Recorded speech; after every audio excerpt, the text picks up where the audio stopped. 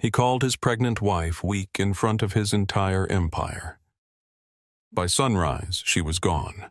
Not with a scream, not with a threat. Just her wedding rings left on his pillow beside a letter he would read too late. In Chicago, men feared Blake Donovan. Politicians answered his calls. Enemies vanished when he whispered a name. But inside his glass penthouse, his wife Mara had become invisible. 6 months pregnant, hiding a dangerous heartbeat beneath a black evening gown, she stood 20 feet away while the man she loved turned her pain into a public insult. This is not just a story about a mafia boss losing his wife. It is about pride, silence betrayal, and the kind of regret that can destroy a man. Watch until the end like this video and comment what city you're watching from.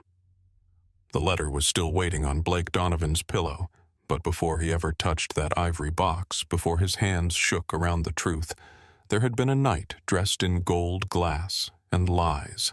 Chicago knew how to hide its monsters. It hid them behind charity banners and polished marble, behind black cars rolling up to hotel entrances, behind men in tailored suits who kissed their wives on the cheek while carrying blood on their ledgers. The city had always belonged to men who understood silence, men who knew the right judge, the right union boss, the right police commander, the right price for any soul willing to sell. And for nearly 15 years, no one had understood that city better than Blake Donovan. At 39, Blake had the kind of presence that changed the temperature of a room. He did not need to raise his voice. He did not need to touch a gun. He had been born into a name that people in Chicago spoke carefully, and then he had sharpened that name into something cleaner, richer, and far more dangerous than what his father left behind. To the newspapers, he was the head of Donovan Maritime Holdings, a logistics empire that owned warehouses, trucking routes, private docks, and security companies along Lake Michigan. To politicians, he was a donor with deep pockets and a talent for making campaigns run smoothly. To business leaders, he was a man whose favor could open doors that banks and courts could not. To everyone else, he was the man you did not cross. The Donovan Foundation Gala was held every spring at the Astor Grand Hotel, a limestone palace on Michigan Avenue, where the chandeliers looked like frozen rain and the ballroom windows reflected the city like a crown. The invitation list was never public, but everybody who mattered knew who attended. Aldermen with careful smiles, judges with expensive watches, developers who wanted waterfront permits, police officials who had learned not to ask the wrong questions, bankers, lawyers, lobbyists, old money families, new money criminals, and women in silk gowns who understood that some marriages were contracts written in fear. The official purpose of the evening was funding youth programs across Chicago. The real purpose was obedience. Blake arrived at 8:15, stepping from the back of a black Escalade into a sweep of camera flashes he did not acknowledge. He wore a midnight blue tuxedo cut so precisely it seemed less like clothing than armor. His dark hair was combed back. His jaw was clean-shaven. His eyes, gray and steady, moved across the hotel entrance once before he walked inside. Men turned toward him before he reached them. Some smiled too quickly. Some straightened their jackets. Some looked down at their drinks as if pretending not to notice him might make them safer. Blake noticed everything. The senator near the bar was drinking too fast. The police superintendent had brought a woman who was not his wife. One of the construction men from the harbor project had lost weight, which meant stress debt or betrayal. Cole Barrett Blake's second-in-command stood near the far wall with his hands folded in front of him and his eyes moving constantly the way men looked when they knew the room held more weapons than jewelry. Then Blake saw his mother. Evelyn Donovan stood near the main staircase in a silver gown with pearls at her throat, smiling as if she had personally approved the city's existence. She was 63. Elegant in the way old knives were elegant, thin and gleaming and made for damage. No one called her powerful in public. That would have been rude. But everyone in the room knew that before Blake became the head of the Donovan organization, Evelyn had held the family together with a widow's smile and a killer's patience. She crossed the ballroom toward him. "Blake," she said, touching his cheek with 2 cold fingers. "You're late, 7 minutes. 7 minutes is enough time for weak men to think they're important." He looked past her toward the crowd. "Then I should thank you for saving them from disappointment." Evelyn smiled, pleased by the answer, and slipped her hand through his arm. "You look like your father tonight." Blake's expression did not change, but something tightened behind his eyes. Evelyn knew exactly where to place a blade. She always had. His father, Vincent Donovan, had died 17 years earlier when his car exploded outside a restaurant in River North. Blake had been 22, old enough to understand murder, young enough to still believe rage could fill the place where grief should have gone. Evelyn had not cried at the funeral. She wore black accepted condolences, kissed Blake's forehead, and whispered in his ear beside the open grave, "Do not let them see you break. Men only follow strength." From that day on, Blake gave the city exactly what it expected. Strength, control, punishment, expansion. He turned his father's violent old empire into something modern, quiet, almost respectable. He moved money through shell companies instead of back rooms. He bought political influence with foundation grants and construction contracts. He replaced street soldiers with lawyers, accountants, consultants, and men in private security jackets who knew how to erase footage before anyone requested it. He built a kingdom no one could prove existed. And somewhere inside that kingdom, his marriage had begun to starve. Mara Whitaker. Donovan entered the ballroom 12 minutes after Blake. No one would have known she had been sick twice that morning. No one would have known her fingers had trembled so badly that she could not fasten her own earrings. No one would have known that beneath the black satin gown, beneath the careful drape of fabric, and the diamond bracelet Blake had bought but never watched her wear, she was 6 months pregnant. She had learned how to disappear in plain sight. The dress was chosen to hide the curve of her stomach. Her makeup was warm enough to cover the paleness in her cheeks. Her hair was pinned low, soft brown curls gathered at the nape of her neck. She looked beautiful, but beauty in Blake Donovan's world was not freedom. It was part of the architecture, something placed beside power to make it look less cruel. Mara paused at the ballroom entrance. The noise reached her first. Laughter music glasses touching the low murmur of men making promises they would never put in writing. Then the light hit her gold and bright and merciless. For one fragile second she wanted to turn around. Her left hand moved to her stomach before she could stop it. The baby shifted beneath her palm, a small secret pressure. "I know," Mara whispered. "Just a little while." A waiter passed with champagne. Mara took a glass because people noticed when she refused one too often. She held it but did not drink. Across the ballroom, Blake was speaking to 3 men near a column wrapped in white flowers. One of them laughed at something he said. Blake did not. He only gave that faint, controlled half-smile that made men feel lucky to have amused him. Mara watched him the way people watch a house they once lived in after someone else has changed the locks. There had been a time when Blake would have felt her looking. In the first year of their marriage, he always seemed to know when she entered a room. His attention would find her like a hand reaching through noise. She remembered walking into a restaurant in Charleston during a summer rainstorm, soaked through laughing because her shoes were ruined. Blake had stood from the table before she reached it, draped his jacket over her shoulders, and kissed the rain from her temple. "You make me forget the whole damn room," he had said. She had believed him. Back then, she still knew the man beneath the name. The man who hated sleeping with the curtains closed because his father had been killed on a bright afternoon, and darkness made him feel trapped. The man who carried antacids in his pocket because power gave him heartburn, but he refused to admit fear lived in the body. The man who once drove 3 hours to bring Mara a book she had mentioned only once.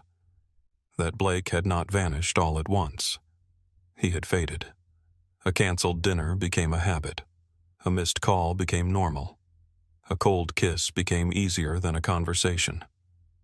At first, Mara made excuses for him. He was tired. He was under pressure. He carried the weight of dangerous men and impossible choices. Then, months passed, and she realized love had become a language she was speaking alone.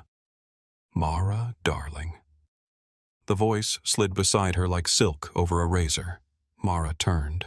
Evelyn Donovan stood with a flute of champagne in one hand, her pearls gleaming under the chandeliers. Her smile was delicate enough for photographs and sharp enough for surgery. "You look pale," Evelyn said. "I'm fine. You always say that."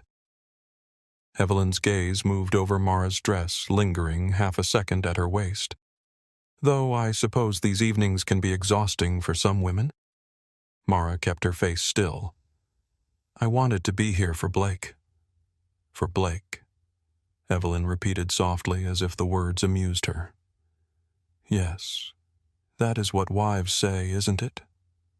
Mara looked toward her husband again. "He works hard. He carries a family name that men have died trying to protect." Evelyn took a sip of champagne. "Work is for ordinary people. Blake carries legacy." There it was. The word Evelyn worshipped more than God. Legacy. Mara had heard it so often it had begun to feel like another woman living in her marriage. Legacy needed Blake's attention. Legacy needed Blake's nights. Legacy needed silence at dinner, obedience at galas, patience in lonely beds. Legacy needed everything, and Mara was expected to be grateful for whatever was left. "I know what he carries," Mara said. Evelyn's smile thinned. "Do you?" Mara did not answer. The baby moved again, harder this time. A tiny protest. Mara pressed her fingers against the stem of the champagne glass until the crystal bit into her skin. Evelyn noticed.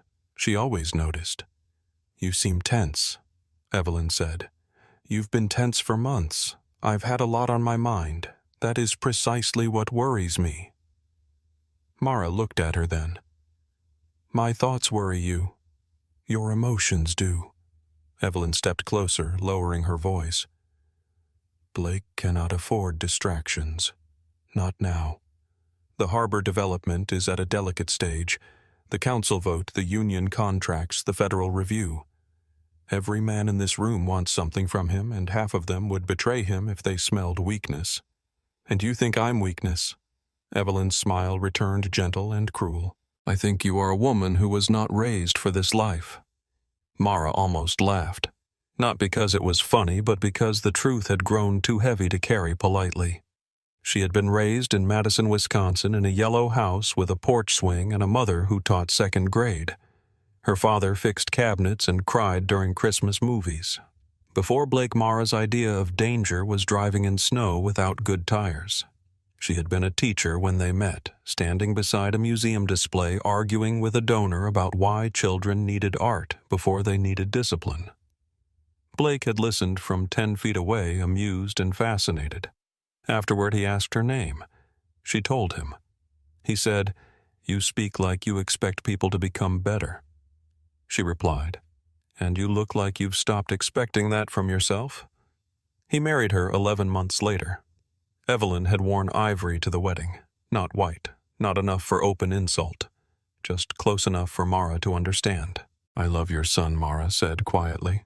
Evelyn's eyes cooled. "I know. That is part of the problem." Before Mara could respond, Blake appeared beside them. For one foolish heartbeat, relief warmed her chest. "There you are," he said. He was looking at Evelyn. Mara's hand dropped from her stomach. Evelyn touched his sleeve. "I was just telling Mara how important tonight is." Blake glanced at his wife, quick and distracted. "You okay?" There it was again. The question asked without room for an honest answer. Mara wanted to say no. "No, Blake. I am not okay." No, your mother has been standing between us for months. No, I am carrying your daughter. No, my heart is struggling. No, I wake up afraid I will die before you remember how to see me." Instead, she said, "Can we talk for a minute?" Blake checked the room behind her. "Now, yes, please." Something in her voice should have stopped him. Once it would have. But Cole Barrett approached before Blake answered. Cole was broad-shouldered, sandy-haired, and built like a man who had survived violence without learning to enjoy it. He leaned close to Blake, speaking low. Marcus Reed from the zoning board just arrived. He brought Judge Callahan with him. Blake's focus shifted completely. "We're east side of the bar." Mara felt the moment leave her hands. "Blake," she said. He looked back impatient now, not angry, only busy in the way that had become worse than anger. "Not tonight, Mara." Her throat tightened. "It can't wait forever." His jaw flexed. "Everything waits tonight." Evelyn's expression did not change, but Mara felt her satisfaction like heat from an open oven. Blake touched Mara's elbow, a gesture so brief it was almost nothing. "Go sit down if you're tired. I'll find you later." Then he was gone, Cole beside him, his shoulders already squared toward the men who mattered more. Mara stood very still. The champagne in her hand had gone warm. Evelyn leaned close enough that only Mara could hear her. "You see, dear, the city does not pause because you need comfort." Mara turned away before her face betrayed her. She crossed the ballroom, slowly moving past tables dressed in white linen and tall arrangements of lilies. A string quartet played near the balcony, soft music under hard voices. Everywhere she looked, people were smiling with their mouths and calculating with their eyes. She found an empty space near one of the marble columns and set the untouched champagne on a tray as a waiter passed. Her phone vibrated in her clutch. A message from Dr. Allison Kent. "Please confirm tomorrow morning's appointment. Your last blood pressure reading was concerning. If symptoms worsen tonight, go directly to emergency care." Mara closed her eyes. Symptoms. Such a clean word for the way her body had become a battlefield. The dizziness when she stood too fast. The pressure behind her eyes. The racing heartbeat that woke her at 3 a.m. The swelling in her hands that she hid by removing her rings when alone. The exhaustion Blake had mistaken for weakness because Evelyn had taught him what to see. She typed back with slow fingers. "I'll be there." Then she deleted the words and put the phone away. She did not know if she would be there. She did not know what she would do after tonight. Some part of her had been making a plan for months, gathering documents, hiding cash, saving medical records in places Blake's people would not check. But planning to leave and leaving were not the same. There was a line between imagining escape and walking out of a life that still held pieces of the man she loved. A woman's laugh rang out near the bar. Blake looked over at the sound. For a moment his eyes passed across the room and landed near Mara. Not on her. Near her. Then one of the aldermen touched his arm and Blake turned away. Mara inhaled carefully. She remembered the first time she told Blake she was afraid of his world. They had been married 3 months. A man had been shot outside a restaurant they owned, and Blake came home with blood on his cuff. She had reached for his hand. He pulled away. "Don't ask," he said. "I wasn't going to." He looked at her, then surprised. She touched the blood on his cuff with 2 fingers. "I just wanted to know if any of it was yours." Something broke open in him that night. He sat on the edge of their bed, head bowed, and let her clean his sleeve with a damp cloth, though the shirt was already ruined.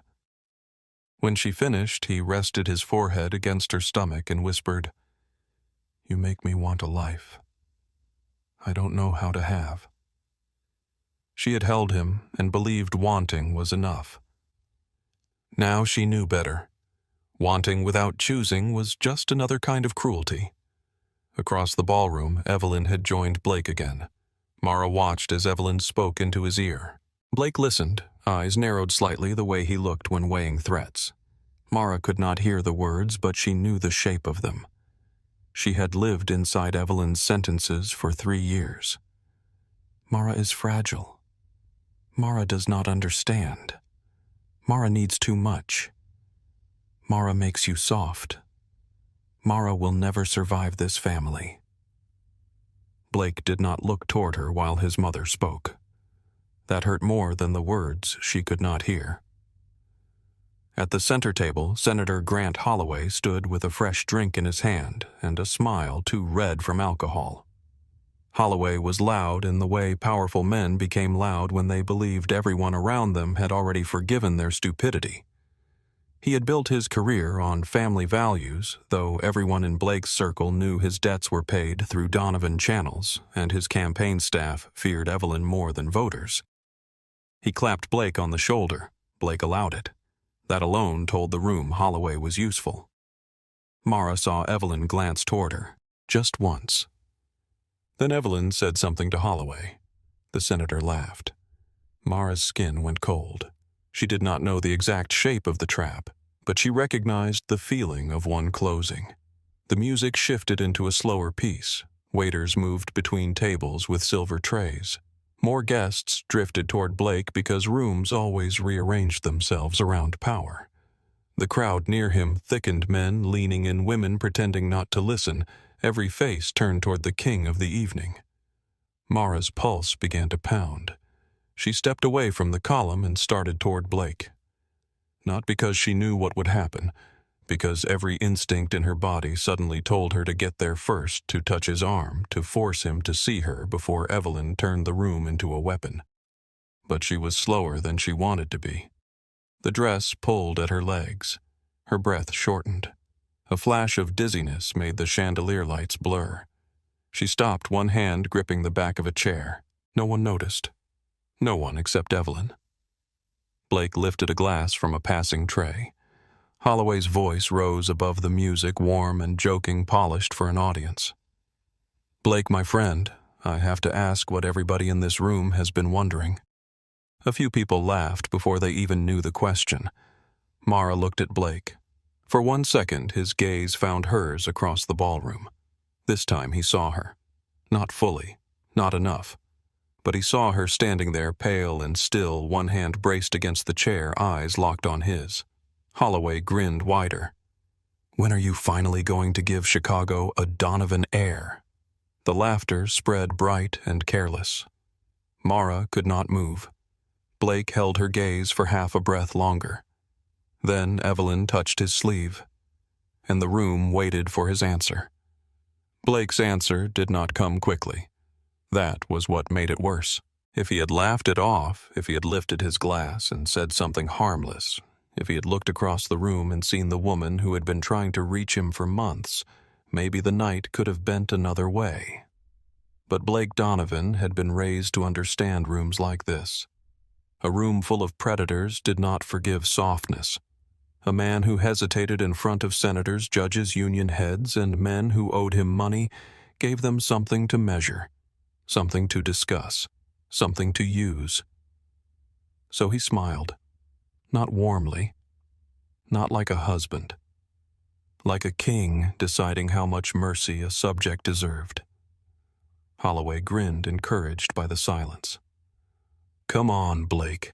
A man with your name, your fortune, your legacy. Chicago needs a little Donovan running around someday. Several men laughed. A few women smiled into their champagne.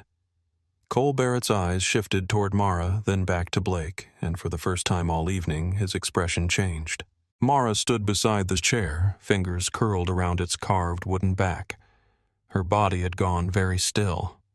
Blake looked at her again. His gaze touched her face, her pale mouth, the strain around her eyes. For one impossible second, she thought he might cross the room.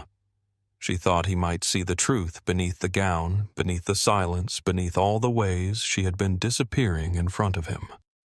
Then Evelyn's hand rested lightly on his sleeve. A mother's touch, a leash made of silk. Blake turned back to Holloway. An air, he said, his voice smooth enough to carry across the ballroom, requires more than a name. The laughter faded by half. Mara's breath caught. Blake lifted his glass, not drinking from it, only holding it as if the crystal gave him something to do with his hands. It requires discipline, strength, a woman who understands what kind of life she is carrying forward. His eyes moved briefly through the crowd, never landing on Mara long enough to be called tenderness. The Donovan name is not something you hand to weakness. No one laughed now. The string quartet kept playing soft and bright as if music could make cruelty elegant. Holloway's smile stiffened. "Well, sure, of course, I only meant—" Blake continued. "A wife in my world has to be more than decoration at a table. More than nerves and feelings and exhaustion. She has to stand beside the weight, not fold under it." Mara felt each word enter her body like cold water. Exhaustion. He said it as though it were a flaw. As though she had chosen the morning spent vomiting into a marble sink while he slept in another room because he came home too late to share a bed. As though the swelling in her hands, the dizziness, the way her heart raced at night were signs of poor character. As though the child moving inside her was not his. Across the room, Evelyn's mouth curved. Small, private, victorious. Mara saw it. And in that instant, the last fragile thread inside her snapped without sound. Blake was still speaking, but his voice seemed to come from far away now. "A legacy survives through strength," he said, "not sentiment." Someone coughed. Someone shifted. Someone looked at Mara and then quickly away. That was almost worse than the insult. The turning away. The quiet agreement that her humiliation was not worth interrupting a powerful man. Mara let go of the chair. Her palm had left a faint mark of sweat on the polished wood. She straightened her spine. For 3 years she had learned the art of being a Donovan wife. Smile when watched. Bleed in private. Never give enemies a scene. Never let the room know where the wound is. So she did not cry. She did not run. She walked. One step, then another through the golden ballroom where everyone pretended not to see her leaving. Cole noticed. His jaw tightened and he took half a step as if to follow, but Evelyn's eyes cut toward him. He stopped. Mara passed the string quartet, past the table where her name card sat beside Blake's, past the donation wall with photographs of children the foundation claimed to save, past a mirror tall enough to show her the woman she had become, a beautiful stranger in a black gown carrying a daughter no one knew existed. At the ballroom doors, she heard Holloway force another laugh. "Well, I suppose Mrs. Donovan has high standards to meet." Mara kept walking. Outside the ballroom, the hotel corridor was quiet and cream-colored, lined with flowers too perfect to smell real. The noise of the gala softened behind the closed doors until it became a distant hum like traffic under a bridge. Her legs trembled. She pressed one hand to the wall. The baby moved. Mara closed her eyes. "I'm here," she whispered. "I've got you." The words nearly broke her because she did not know if they were true. A young hotel attendant appeared near the elevator, concern flickering across his face. "Mrs. Donovan, can I get someone for you?" "No." Her voice came out calm. Empty. "I need my car." The attendant hesitated only a moment. People who worked luxury hotels knew when not to ask questions. "Yes, ma'am." In the lobby, marble reflected light from 1,000 places. Cameras waited outside for famous donors and smiling couples. Mara lowered her face slightly and walked through a side exit used by staff and private guests. The night air hit her skin like a slap. Chicago in March had teeth. Wind came off the lake and pushed beneath the thin wrap around her shoulders. She should have been cold, but she felt nothing except the steady pressure of her daughter inside her, and the echo of Blake's voice. Not weakness, not sentiment, not decoration. A black town car pulled up at the curb. Lewis, one of Blake's drivers, stepped out quickly. Mrs. Donovan. He had kind eyes. That was why Mara had always liked him, though in Blake's world, kindness was something people learned to hide. "Take me to the Oak Street apartment," she said. Lewis opened the rear door, then paused. "Not the penthouse, no." He looked at her face. Whatever he saw there made his question die. "Yes, ma'am." Mara slid into the back seat. The leather smelled faintly of cedar and smoke. Blake's scent lived in all his cars, in all his coats, in all the spaces he occupied without ever really staying. Louis got behind the wheel. As the car pulled away from the hotel, the gala lights shrank behind tinted glass. Mara watched them disappear. After several blocks, Lewis spoke carefully. "Should I call Mr. Donovan and let him know where you are?" "No." The answer came too fast. Lewis's eyes flicked to the rearview mirror. Mara met them. "And Lewis?" "Yes, ma'am. After tonight, you work for him, not for us." The car moved through a pool of green light at an empty intersection. Lewis swallowed. "Mrs. Donovan, there is no us anymore." He did not answer. That was a mercy. The city passed in fragments. Wet pavement, neon signs, steam rising from grates, couples walking under shared umbrellas, a man selling flowers outside a restaurant, a mother holding a child's hand at a crosswalk, a life everywhere. Ordinary, messy, reachable. Mara placed her hand on her stomach and felt the baby roll beneath her palm. She thought of the nursery she had imagined but never decorated. Pale walls, a rocking chair by the window, books on low shelves. Blake standing in the doorway, unsure at first, then softer.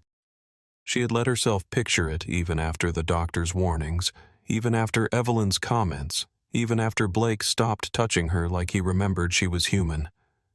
Hope was cruel that way. It did not leave when it should. The Oak Street apartment sat above a private office Blake rarely used. On paper, it belonged to one of his property companies. In truth, it was a place for meetings that could not happen at the penthouse. Mara knew the code because Blake had once brought her there during a snowstorm when traffic made it impossible to get home. They had eaten takeout on the floor and watched old movies on his laptop. That had been before. Lewis walked her to the private entrance. "Do you need me to come up?" "No." "Thank you. Should I wait?" Mara looked at him for a long moment. No. He wanted to say more. She could see it. But Donovan employees survived by understanding the edges of command. He nodded once and stepped back. Mara entered the code. The lock clicked. She did not look back until the door closed behind her. The apartment smelled unused cold air, polished wood-faint dust beneath expensive furniture. City light came through the windows in silver lines. For a moment she stood in the dark foyer and listened to her own breathing. Then she moved. Not quickly. Carefully. Purposefully. In the bedroom she turned on one lamp. Warm light spread across cream walls and a bed no one had slept in for months. She opened the closet and pulled out the small suitcase she had hidden behind winter coats during her last visit. Planning to leave had felt like betrayal. Now staying felt like suicide. She unfastened the diamond bracelet first. Blake had given it to her after missing their second anniversary dinner. He had come home at 2 a.m, placed the velvet box on the kitchen counter and kissed her forehead while taking a call. She had worn it tonight because she still did foolish things like hope jewelry might remind a man of the woman wearing it. The bracelet went on the dresser. The earrings followed, then the shoes. She peeled off the black gown with shaking hands. It fell around her feet like spilled ink. In the mirror her stomach was visible at last, round, defiant, real. Mara stood in her slip staring at the proof no one had bothered to see. A laugh escaped her, small and broken. "There you are," she whispered to her daughter. She changed into leggings, a soft gray sweater, and boots. Clothes a woman could move in, clothes that did not belong to the Donovan name. From a locked drawer in the desk, she took the envelope she had prepared over months. Cash. A bank card in her maiden name. Her passport. A copy of her birth certificate. Medical records from Dr. Allison Kent. A prepaid phone. A folded list of towns far enough from Chicago to breathe. She had circled Petoskey 3 weeks earlier because she remembered it from a childhood summer. Lake air, bookshops, white cottages, a place quiet enough that grief might not echo so loudly. She packed everything. Then she opened the second drawer and removed her journal. The cover was worn at the corners. Blake had bought it for her during their honeymoon in Charleston when they wandered into a little shop during rain. He had teased her for taking too long to choose one, then bought 3 because she could not decide. "I like watching you want things," he had said. She pressed the journal to her chest. For one dangerous second she saw him again, not the man in the ballroom, the man with rain in his hair and warmth in his hands, the man who used to look at her like she was not an accessory to power, but a door out of it. Then she saw Evelyn smile. Mara put the journal in the suitcase. The last thing she took was the ivory box. It sat in the back of the closet wrapped in tissue painted with tiny blue flowers. Inside were old theater tickets, a pressed white peony, the receipt from the Charleston bookstore, and a paper napkin from a diner where Blake had written her name over and over while pretending he was not doing it. She carried the box to the desk and sat down. The apartment was silent except for the faint rush of traffic below. Mara pulled out a sheet of paper. For several minutes, she could not write. Her hand rested over the baby. The first sentence cost her more than she expected. Blake. By the time you read this, I will be gone. She stopped, breathed, continued. I am not leaving because of one sentence. I am leaving because last night finally made me understand what the last 3 years have been trying to teach me. You do not see me anymore. Maybe you stopped slowly. Maybe I made excuses so long that I helped you do it. But I cannot stay invisible and call it love. I tried to tell you about the baby. I tried in January when I first found out. I tried after the first emergency appointment. I tried the night I waited outside your study for 40 minutes while you spoke to men who already had too much of you. I left messages. I asked for time. I begged without using the word beg. You were always too busy. She paused when tears blurred the page. She wiped them away angrily. No, not now. She wrote about the pregnancy, about the diagnosis, about the doctor saying her heart was under too much strain, about the warnings, about the fear, about the way she had decided to keep their daughter because the first sound of that tiny heartbeat had given her a reason to survive one more day. Then she wrote about Evelyn. Your mother has been keeping us apart. I have proof. I do not know whether that will hurt you more because she did it or because part of you let her. Mara looked at the flash drive beside the paper. It held 3 recordings. Evelyn speaking to Blake. Evelyn instructing his assistant not to interrupt him for Mara's calls. Evelyn saying in that smooth, dead voice that children should not be born from weak women. The final recording had been accidental. Mara had been outside Blake's study, one hand over her stomach, trying again to tell him. The door had been cracked open. Evelyn's voice had floated through. She will use a child to soften you. Women like Mara always find a way to make their weakness sacred. Blake had answered after a long silence. I'll handle it. That was all. I'll handle it. He had handled her by not coming home, by not asking, by not seeing. Mara put the flash drive in the ivory box. Then she removed her wedding rings. The engagement ring resisted slightly because her fingers had swollen. Pain shot through her knuckle as she pulled it free. She almost laughed again. even leaving him hurt physically. The diamond caught the lamplight bright enough to be obscene. She remembered Blake sliding it onto her finger on a rooftop in Chicago snow falling around them, his voice low and rough. "I am not an easy man to love," he had said. She had smiled through tears. Then be worth the trouble. He had been once. Or maybe she had loved him enough to mistake possibility for proof. The wedding band came next. Simple platinum. Forever, he had said at the altar. Mara placed both rings in the box. Then she wrote a second letter. Not to Blake. To her daughter. My little girl. If I do not get to tell you this myself, know that you were loved before you had a name. Not because of the Donovan family, not because of legacy, not because anyone needed an heir. You were loved because you moved inside me when I felt most alone, and suddenly I was not alone anymore.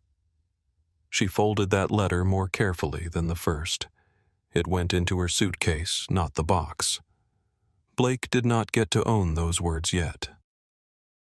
At 1:30 in the morning, Mara called a car service from the prepaid phone. Not one connected to Blake. Not one that would remember her name. She booked under Mara Whitaker. While she waited, she walked through the apartment once more. Nothing there was truly hers. Not the furniture, not the art, not even the silence. Every place Blake owned carried his reach. She took one final sheet of paper and wrote only one line. I loved you, Blake. That was never the lie. She placed it on top of the medical files inside the ivory box. Then she closed the lid. At 2:15, she left the apartment with one suitcase. The driver was a young woman with purple nails and tired eyes. She glanced at Mara's stomach, then at the suitcase. Bus station. Yes, early trip. Something like that. The driver did not ask more. Maybe she understood that women traveling alone before dawn often carried stories heavier than luggage.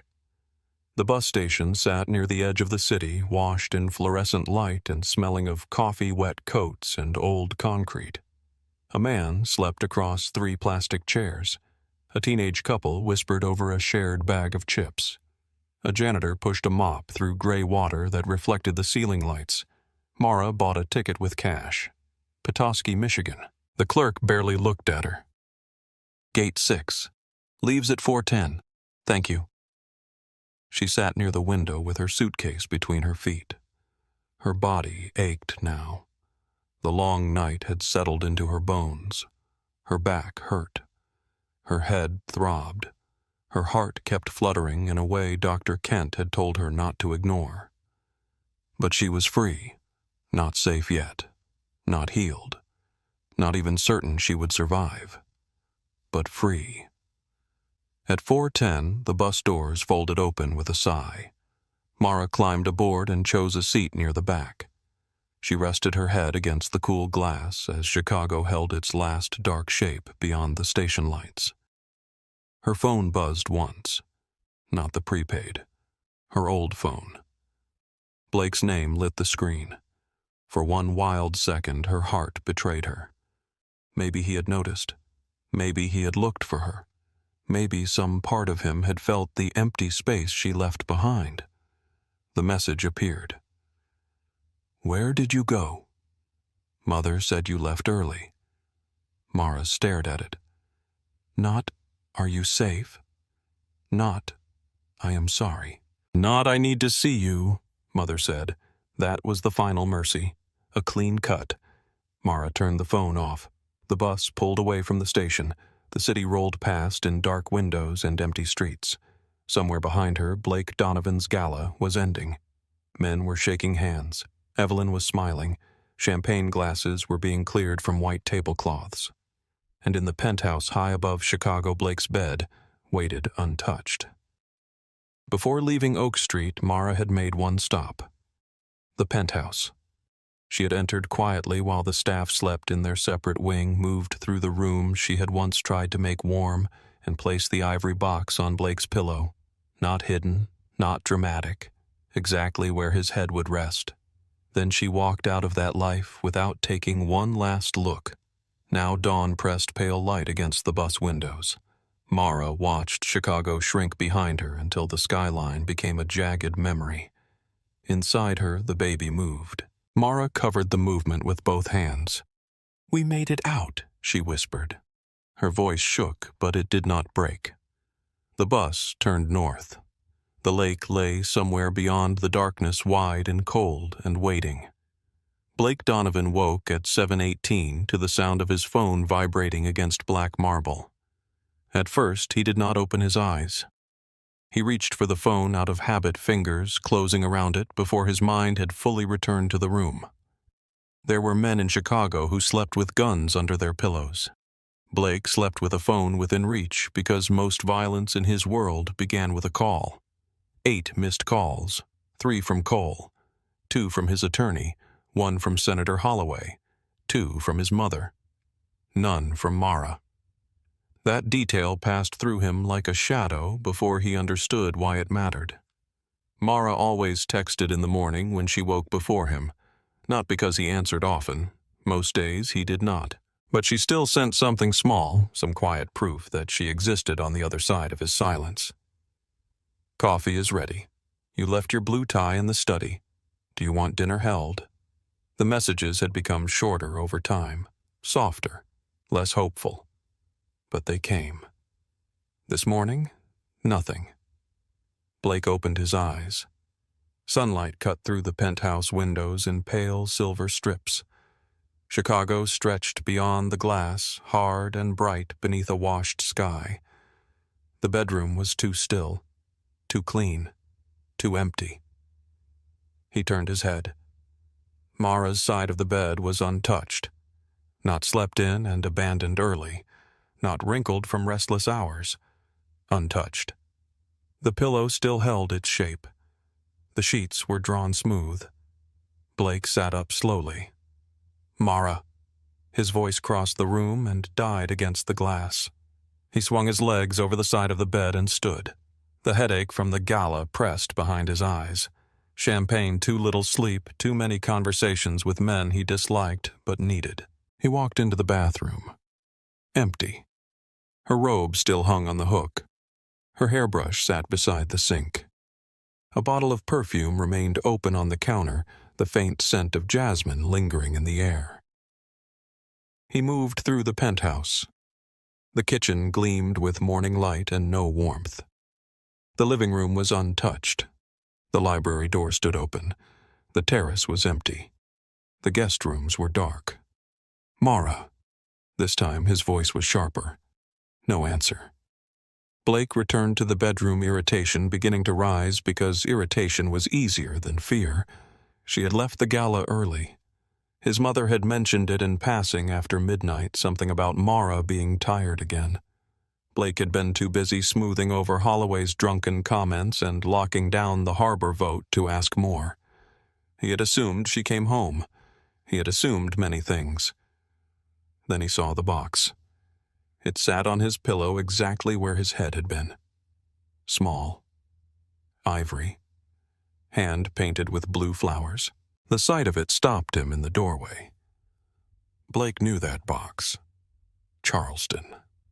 Rain. Mara laughing with wet hair plastered to her cheeks.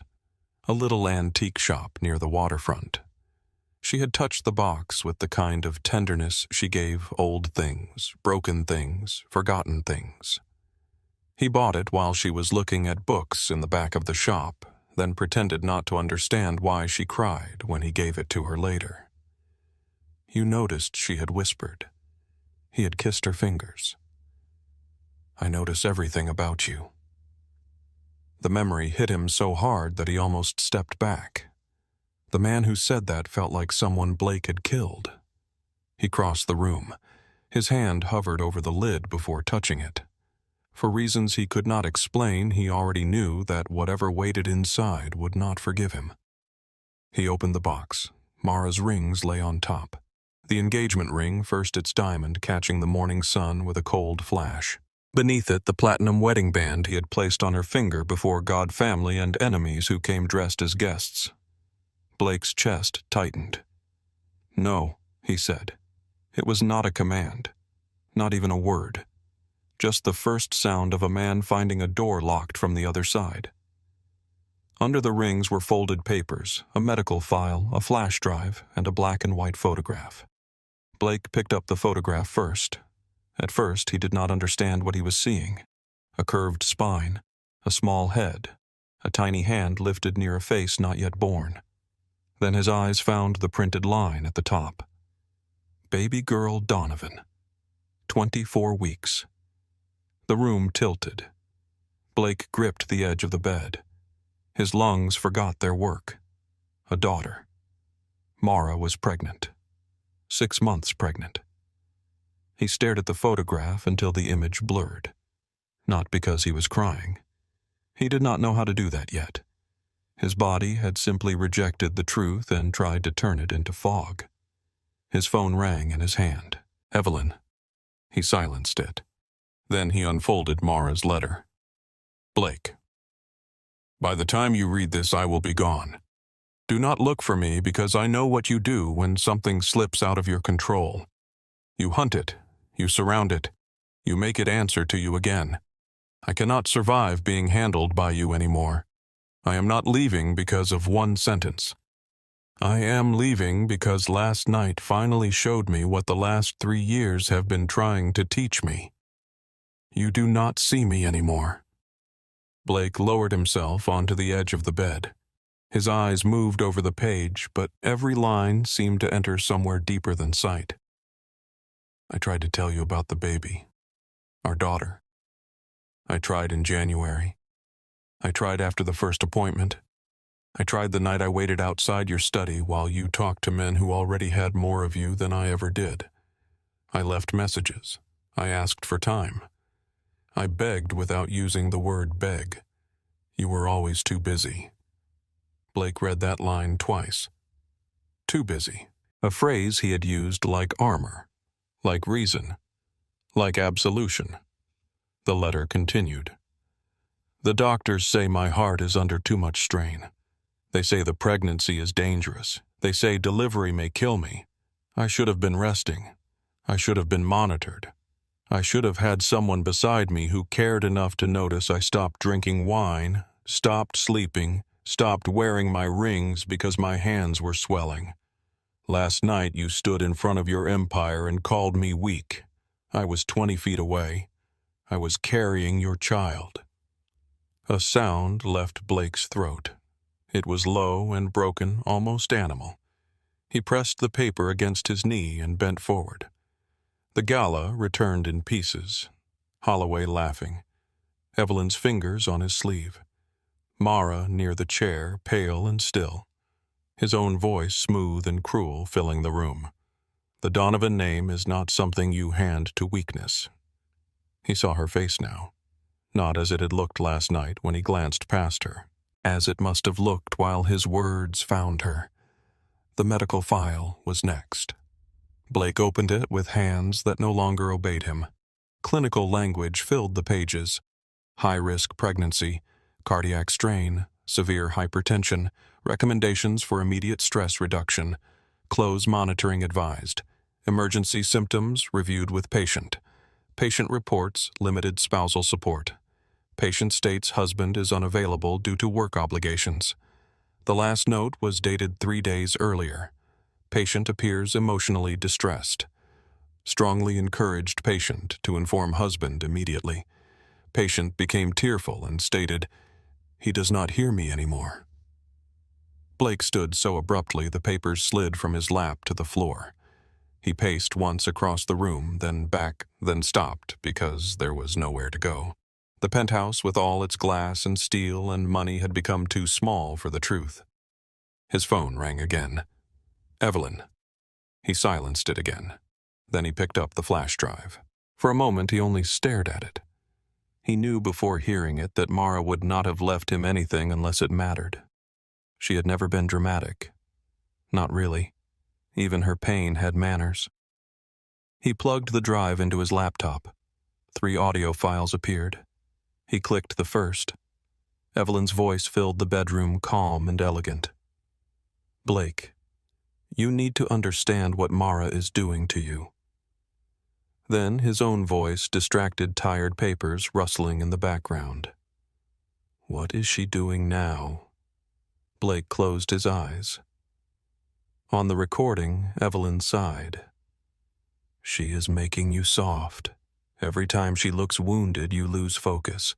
Every time she asks for your attention, you give her space in your mind that should belong to the family. She is my wife. She is a liability. Silence. Then Blake's voice again. She has been emotional lately, because emotion is the only power weak women have. The room seemed to lose air. The recording continued. You cannot build the Donovan future around a woman like that, Evelyn said. Can you imagine her raising your son, your heir? She would teach him gentleness, doubt, sympathy, all the things that get men killed. Blake's recorded voice came after a long pause. What do you suggest? Evelyn answered instantly. Distance. Let her learn that your world does not bend because she feels lonely. Another pause. Then Blake heard himself say, Maybe you are right. He slammed the laptop shut. The sound cracked through the room like a gunshot. For several seconds he stood motionless, one hand on the desk, head bowed. His mother had poisoned him. No, that was too easy. Evelyn had offered poison. He had swallowed. He had let the woman who gave him life teach him to starve the woman who loved him. His phone rang again. This time, Blake answered. Evelyn spoke before he did. Blake, finally. I have been calling all morning. Mara seems to have had another episode. She left the gala early and has not returned my calls. I warned you that her emotional instability was becoming a problem. Blake looked at the ultrasound photo on the bed. His voice came out quiet. Did you know? There was a pause. Very slight. Most men would have missed it. Blake did not. Know what, darling? Do not, darling me. Silence. His voice dropped lower. Did you know Mara was pregnant? Evelyn breathed once through her nose. Blake listened carefully. If Mara is claiming pregnancy now after last night, then we need to consider the timing and the intention. He laughed. It surprised him. It sounded dead. I have the ultrasound. Then she should have told you in an appropriate manner. She tried. She was being manipulative. She was dying. Evelyn did not answer. Blake picked up one of the medical reports. His eyes caught on the phrase, cardiac function worsening. She is 6 months pregnant with my daughter. Her heart is failing. And while she was trying to reach me, you were telling my staff not to interrupt meetings. You deleted messages. You stood beside her at that gala, knowing what she was carrying, and watched me humiliate her. Evelyn's voice hardened, losing its silk. I watched you remember what you are. No, Blake said. You watched me become what you made. Everything I did was for this family. There is no family without her. You are being sentimental. The word, once useful now, filled him with disgust. Blake walked to the windows and looked out over Chicago. His city, his kingdom, his monument to everything he had mistaken for worth. Below him, cars moved like insects through morning traffic. By 6 tonight, he said your name comes off every account, every board, every trust, every holding company. Every piece of Donovan business you touch ends today. Evelyn was silent long enough for him to hear her rage forming. You would remove your own mother for a woman who abandoned you. I am removing the woman who helped me drive my pregnant wife into hiding. She will come back when she realizes she cannot survive without you. Blake closed his eyes. The worst part was that Evelyn still did not understand. Or maybe she did, and that was worse. She left because surviving with me became impossible. Blake, no. You are done. You need me. I needed Mara. The line went quiet. He ended the call. Then he threw the phone across the room.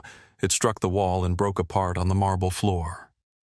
For the first time since childhood, Blake Donovan stood in a room he owned and felt utterly powerless. He did not know where his wife was. He did not know if she was safe. He did not know if the child on that ultrasound would ever breathe outside Mara's body. And beneath all that deeper than fear was a knowledge so simple it felt unbearable. She had tried to tell him. He had taught her it was useless. By noon, Blake had a new phone, 3 attorneys on conference calls, and Cole Barrett standing in his study with his arms crossed and a face carved from stone. Cole had been with him for 11 years. He had seen Blake order beatings by judges, bury scandals, and stare down men who came into rooms certain they would not leave alive. He had never seen him like this, unshaven, pale, eyes raw from something worse than lack of sleep. Blake slid the medical file across the desk. Cole read enough to understand, then stopped. "She is pregnant. With my daughter." Cole looked up. "And you did not know?" Blake's jaw flexed. "I know that." Cole did not soften the blow.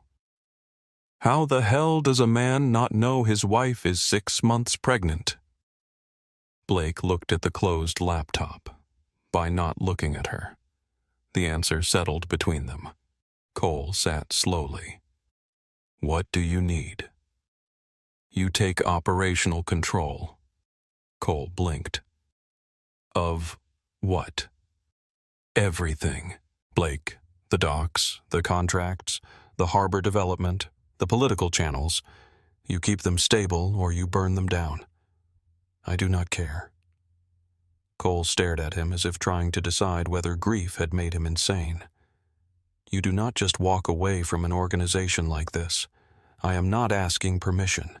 Men follow you because they fear you. If they think you are distracted, they will start testing boundaries, then break their hands."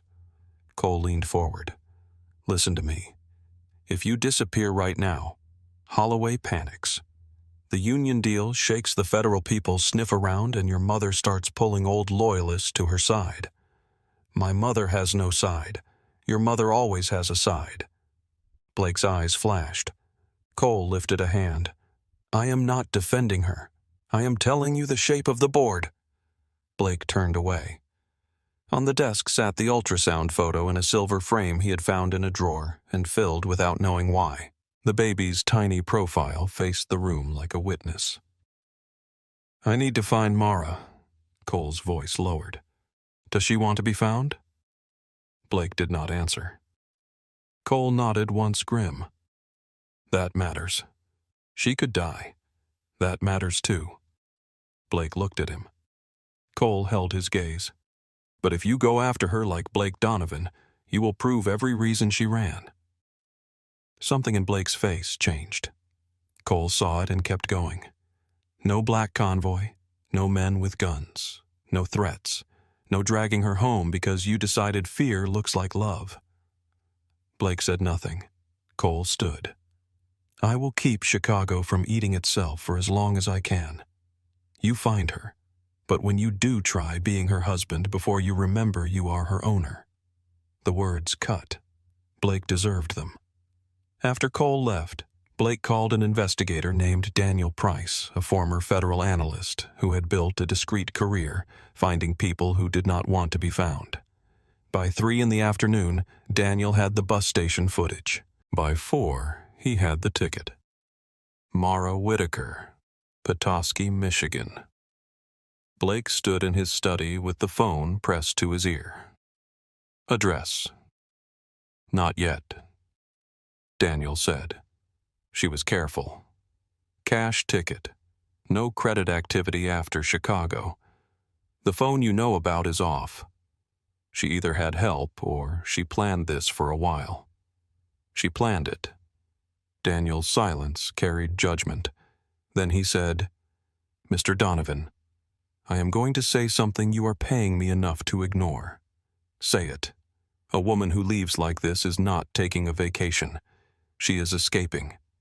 If I find her exact location, you need to understand that showing up may feel to her like the thing she ran from has finally caught up." Blake looked down at Mara's rings in his palm, the diamond pressed into his skin. "I need to know she is alive. Need is a dangerous word. So is dying alone." Daniel sighed. "I will keep looking." Blake packed nothing but a coat, the medical file, the letter, the ultrasound photo, and Mara's rings. At the private airfield, wind moved across the tarmac in sharp gusts. The jet waited with its stairs lowered. Normally, Blake used flights to move between deals meetings, favors, threats. He boarded with purpose, with expectation. This time he paused at the bottom of the steps. Chicago sat behind him, hidden beyond the low industrial buildings and the gray horizon. For years he had believed the city was proof of what he had survived. Every dock, every contract, every man who lowered his eyes when Blake entered a room had seemed like an answer to his father's grave. Now, all of it felt like noise. He took Mara's letter from his coat pocket and unfolded it again. The final line waited at the bottom. "I loved you, Blake." That was never the lie. His throat tightened so hard he had to stop breathing to bear it. A pilot stepped near the doorway. "Mr. Donovan, we are ready." Blake folded the letter carefully.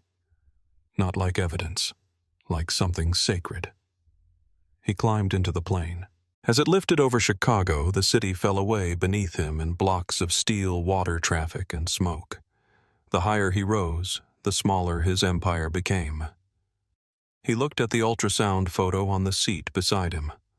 For the first time in his adult life, Blake Donovan prayed without knowing who he was talking to. Not for forgiveness. Not yet. Only for time. The sky over Michigan darkened as the plane moved north, and the lake below stretched wide and cold, holding its secrets under a skin of gray light. The plane touched down outside Traverse City in the kind of weather that made the whole world look unfinished. Gray clouds hung low over the runway. Wind moved across the open field in hard, cold sheets. Blake stepped down from the aircraft with Mara's letter folded inside his coat and her rings in his pocket, feeling the weight of both as if they were made of stone. A black SUV waited nearby, rented under a name that was not Donovan. He had told the pilot to file no return time. For once, Blake had nowhere he needed to be except wherever Mara was. The drive north to Petoskey took him along roads lined with bare trees and glimpses of Lake Michigan flashing silver between hills. He had grown up near water, but Chicago's lakefront had always felt conquered, shaped by concrete, crossed by sirens, watched by glass towers. This water was different. Wider, colder, indifferent to men like him. His phone stayed silent for almost 20 minutes. Then Cole called. Blake let it ring twice before answering. "Tell me Chicago is still standing." "For now," Cole said. "Holloway is nervous. Your mother is furious." 3 board members suddenly remembered they are loyal to whoever is most dangerous this week. "Remind them." "I did." One of them cried. Blake watched the road curve past a stand of pines. "Good." Cole was quiet for a beat. "Any sign of her Petoskey? That is all Daniel has so far. You are sure she went there?" "Yes." "And if she sees you and runs again?" Blake's grip tightened on the wheel. "Then I let her." Cole exhaled slowly. "That almost sounds like growth. It sounds like hell." "Same neighborhood." Blake almost smiled, but it died before reaching his face. Cole's voice lowered. "Blake, I know you do not want to hear this, but your mother is not finished. She has been calling old family friends, men your father trusted. She is telling them Mara has destabilized you. She is not wrong. That is not the problem. The problem is she is saying the child may not be yours." The SUV crossed a bridge.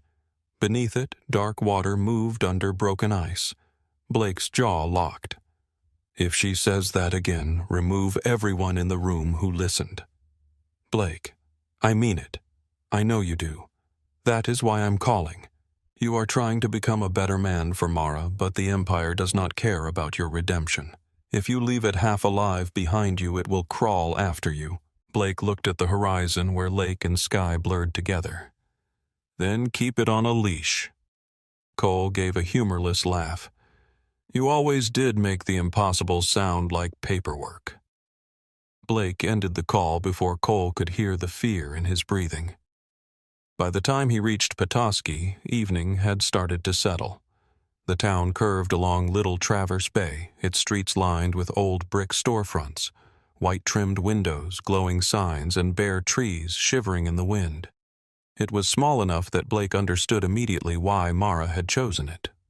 A place like this did not swallow people the way Chicago did.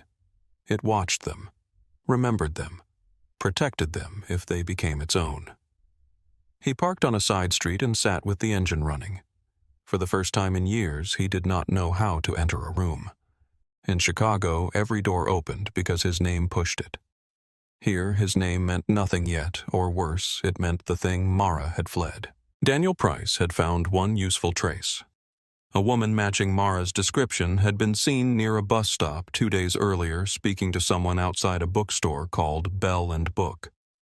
No transaction, no hotel room, no hospital record under her name. She had vanished into ordinary life, and ordinary life had closed around her. Blake stepped out of the SUV. The wind hit him hard enough to make his coat snap behind him. He walked down the main street with his hands empty and visible, though no one had asked.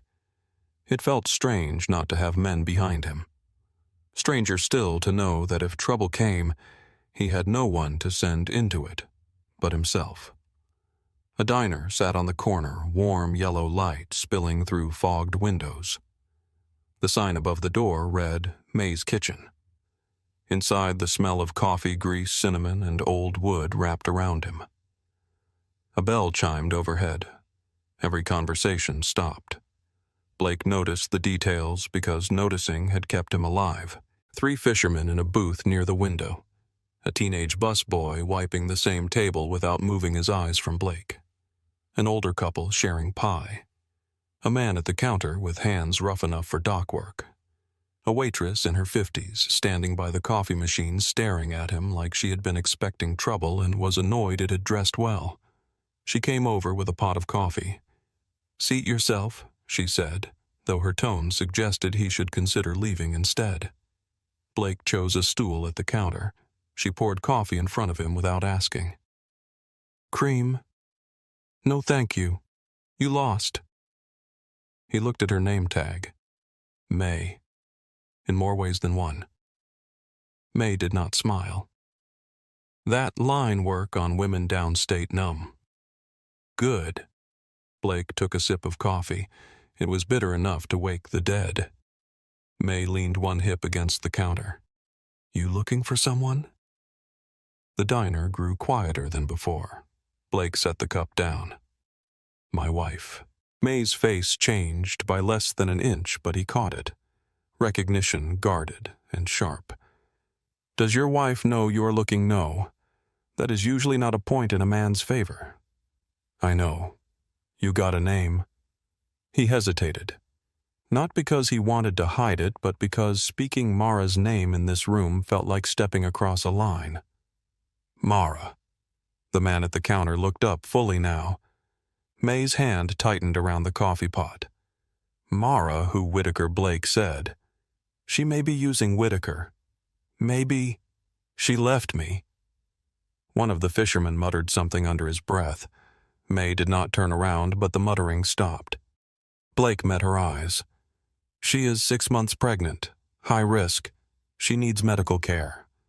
May's expression did not soften. If anything, it hardened around the edges. And you are the reason she is running for medical care. Yes. The word landed cleanly. No defense, no explanation. May stared at him for a long moment. Men in Chicago had confessed less, with guns pointed at them. Finally, she set the coffee pot down. You sit there. Blake did. May walked to the back of the diner and picked up a phone mounted on the wall. She spoke too quietly for him to hear. The whole diner pretended not to listen while listening with every breath. 10 minutes later, the door opened and a man in a brown coat stepped inside, shaking cold rain from his shoulders. He was in his early 60s, tall, with silver hair, tired eyes, and the steady walk of someone used to being trusted in rooms full of panic. He looked at May first. She nodded toward Blake. The man sat beside him. "Samuel Hayes," he said. "I run the clinic on Bay Street." Blake turned toward him fully. "Is she safe?" Dr. Hayes studied his face. "That depends on what you mean by safe." Blake's chest tightened. "Has she been to see you? I cannot discuss a patient with a stranger. I am her husband." "That may be why you are a stranger." May made a low sound behind the counter, almost approval. Blake accepted the hit because it was true. Dr. Hayes leaned back slightly. "Tell me why she left." The question was simple. It deserved a simple answer. "Because I humiliated her in front of people who fear me. Because I let my mother convince me Mara was weak. Because I did not know she was pregnant, and I did not know because I stopped looking at her." The doctor said nothing. Blake continued each sentence, costing more than the last. "She tried to tell me. I ignored her. My mother interfered, but I let that happen. Last night I called Mara weak while she stood 20 feet away carrying my daughter." The diner was silent now. Even the grill in the kitchen seemed to have gone quiet. Dr. Hayes's face did not change, but something fierce entered his eyes. "You understand stress can kill a woman in her condition?" "Yes."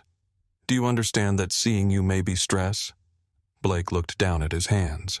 They were steady. He hated them for that. "Yes." "Then why are you here?" The answer he wanted to give was because she is mine. That answer belonged to the man she had escaped. So Blake forced the truth through his teeth. "Because I need to know she is alive. Because she needs specialists, transport equipment, money, whatever can help her survive. Because if she tells me to leave, I will leave. But if she dies because I stayed away and did nothing, I will have failed her twice."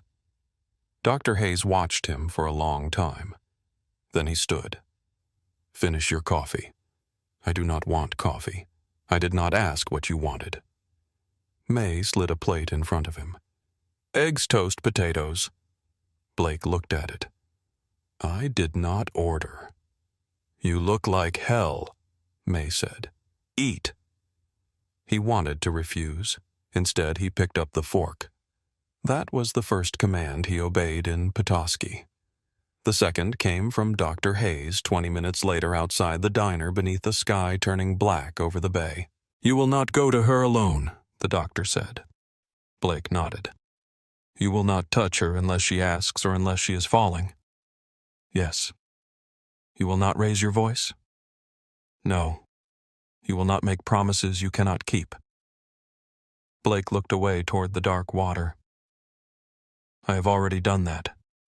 "Then stop." The doctor began walking and Blake followed. They turned down a narrow street toward the water.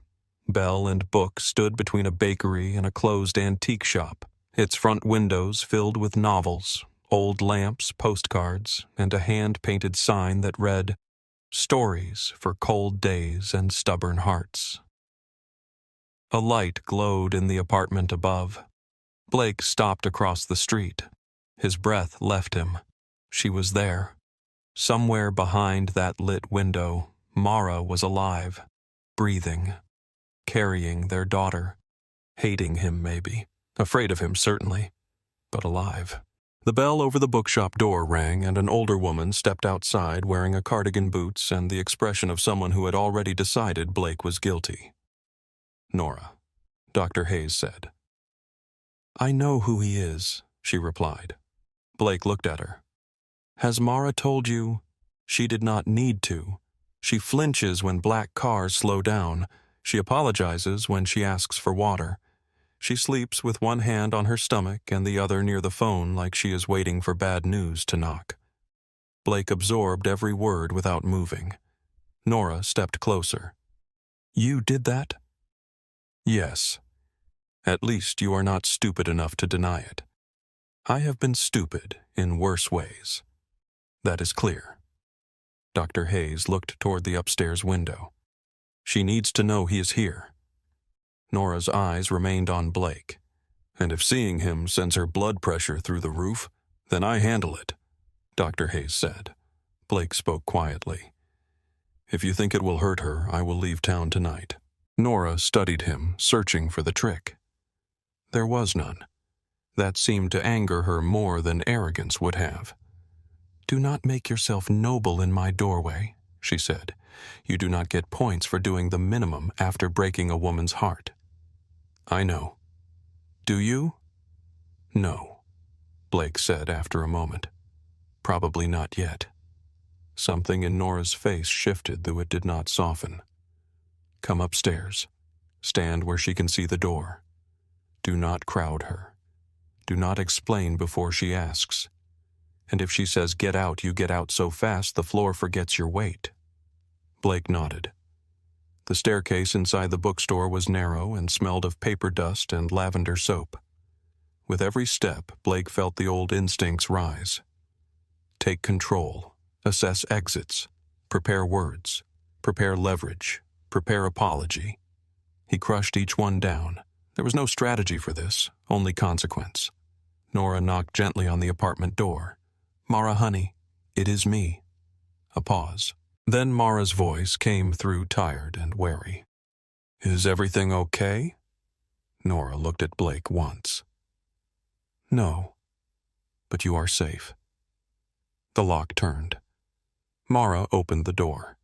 She wore gray leggings and an oversized cream sweater. Her hair was loose around her shoulders, shorter than he remembered, softer somehow. No diamonds, no makeup, no polished armor. Her stomach curved beneath the sweater. Blake saw it and nearly broke apart where he stood. Their daughter. Mara's eyes found his. All the color drained from her face. No, it was barely a sound. Her hand went to the door frame. "No, no, you cannot be here." Dr. Hayes moved forward, but Blake saw Mara's knees buckle first. He crossed the distance without thinking and caught her before she hit the floor. For 1 second she was in his arms again. Warm, fragile, real. Then her hand struck his chest. "Do not touch me." Blake let go instantly, easing her onto the nearest chair before stepping back with both hands open. "I am sorry." She laughed once, sharp and breathless. "That is why you came to say sorry, no." Her eyes flashed. "At least lie better." Dr. Hayes knelt beside her, checking her pulse. Mara did not look away from Blake. "How did you find me?" "An investigator found the bus ticket. You had me followed." "I had you found. That is the same thing to men like you." Blake accepted that too. "Yes." Her breathing shook. "I left because I did not want to be hunted." "I know. Then why are you standing in my room?" He looked at her stomach, then back to her face. "Because Dr. Kent's records said you could die. Because Dr. Hayes says you need care this town cannot fully provide. Because you should not have to choose between safety and survival." Mara's mouth trembled, but her voice stayed cold. "I was unsafe with you. Yes. You made me feel crazy for needing you. Yes. You let your mother turn me into a weakness. Yes. You called me decoration in front of men who would have stepped over my body if it got them closer to you." Blake's eyes closed for half a second. "Yes." "Then stop saying yes like it makes you honest." His eyes opened. She was crying now, silent tears cutting down a face too pale for anger to hide the exhaustion beneath it. "Say something," she demanded. Defend yourself. Tell me how busy you were. Tell me how hard your life is. Tell me your mother manipulated you. Tell me anything that proves you are still the man I ran from." Blake swallowed. "My mother did manipulate me." Mara's face hardened.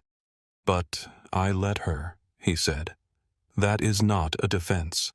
It is the part I will spend the rest of my life hating." The room went very still. Nora stood near the wall with her arms crossed. Dr. Hayes rose slowly. Mara wiped her cheek with the back of her hand. "You do not get the rest of your life with me. I know. You do not get to show up and turn my pain into your redemption. I know. You do not get to use this baby as a bridge back to me." His voice broke then. "I know." That was the first crack in him she had ever seen that did not turn into anger. Mara looked away. The movement seemed to drain her. Her shoulders folded inward, one hand resting over the baby. Dr. Hayes spoke gently. "Mara, your pressure is climbing. You need to breathe." "I am trying." Blake stepped back farther. She noticed. So did everyone else. It was small, but in that room small things mattered. Dr. Hayes turned to Blake. "You should go." Blake nodded immediately. Mara looked up, surprised despite herself. He did not move toward her, did not beg, did not reach. "I will stay at the motel unless you tell me to leave town," he said. "Dr. Hayes can contact me for medical needs, money, transport, specialists, anything." Mara's laugh was bitter but weaker now. "There it is. Money." "No," Blake said quietly. "Not control. Resources. You choose. He advises. I pay if needed. That is all. You expect me to believe you can stay out of a decision?" "No," he said. "But I am going to."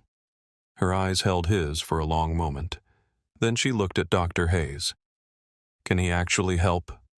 Dr. Hayes did not soften the truth. "Yes. If we need emergency transport or specialist support, his resources could matter." Mara closed her eyes. Blake could see what it cost her. Needing anything from him was its own wound. Finally she spoke. "You can stay in Petoskey. Not here. Not near me. You do not come to this apartment unless I ask or unless Dr. Hayes says it is an emergency. You do not call me. You do not send gifts. You do not speak through Nora or May or anyone else. You do not follow me. You do not decide what is best for me. I understand. No, Blake? You do not. But you will obey it anyway." He nodded. "Yes. If you break one rule, I leave again." His chest tightened. "And next time," she said, voice low and steady, "you will not find me." Blake believed her. That was why he did not argue. He looked at her once more, at the woman he had loved so badly it had become damage, at the child moving beneath her hand, at the life he had almost missed entirely. "I am sorry," he said. Mara's face closed. "Go." So he did. Outside, the cold struck his lungs. He descended the staircase slowly because his legs felt unreliable. The bookstore below was dim and warm, filled with shelves and handwritten signs. A bell over the door gave a soft sound as he stepped into the street. Nora followed him out. For a moment they stood side by side under the awning, watching rain beat along the glass. "She hates me," Blake said. Nora's voice was blunt. "Good." He looked at her. "Hate means she still knows where to put the pain," Nora said. "When a woman goes numb, that is when you should be afraid." Blake stared across the street at the lit window. "What do I do?" "For once in your life, nothing dramatic." He gave a broken breath that was almost a laugh. Nora continued. "You wake up. You stay where you said you would stay. You answer when the doctor calls. You do not make her carry your guilt. You do not ask her to comfort you because you finally discovered you have a conscience." Blake nodded. "And Mr. Donovan?" "Yes.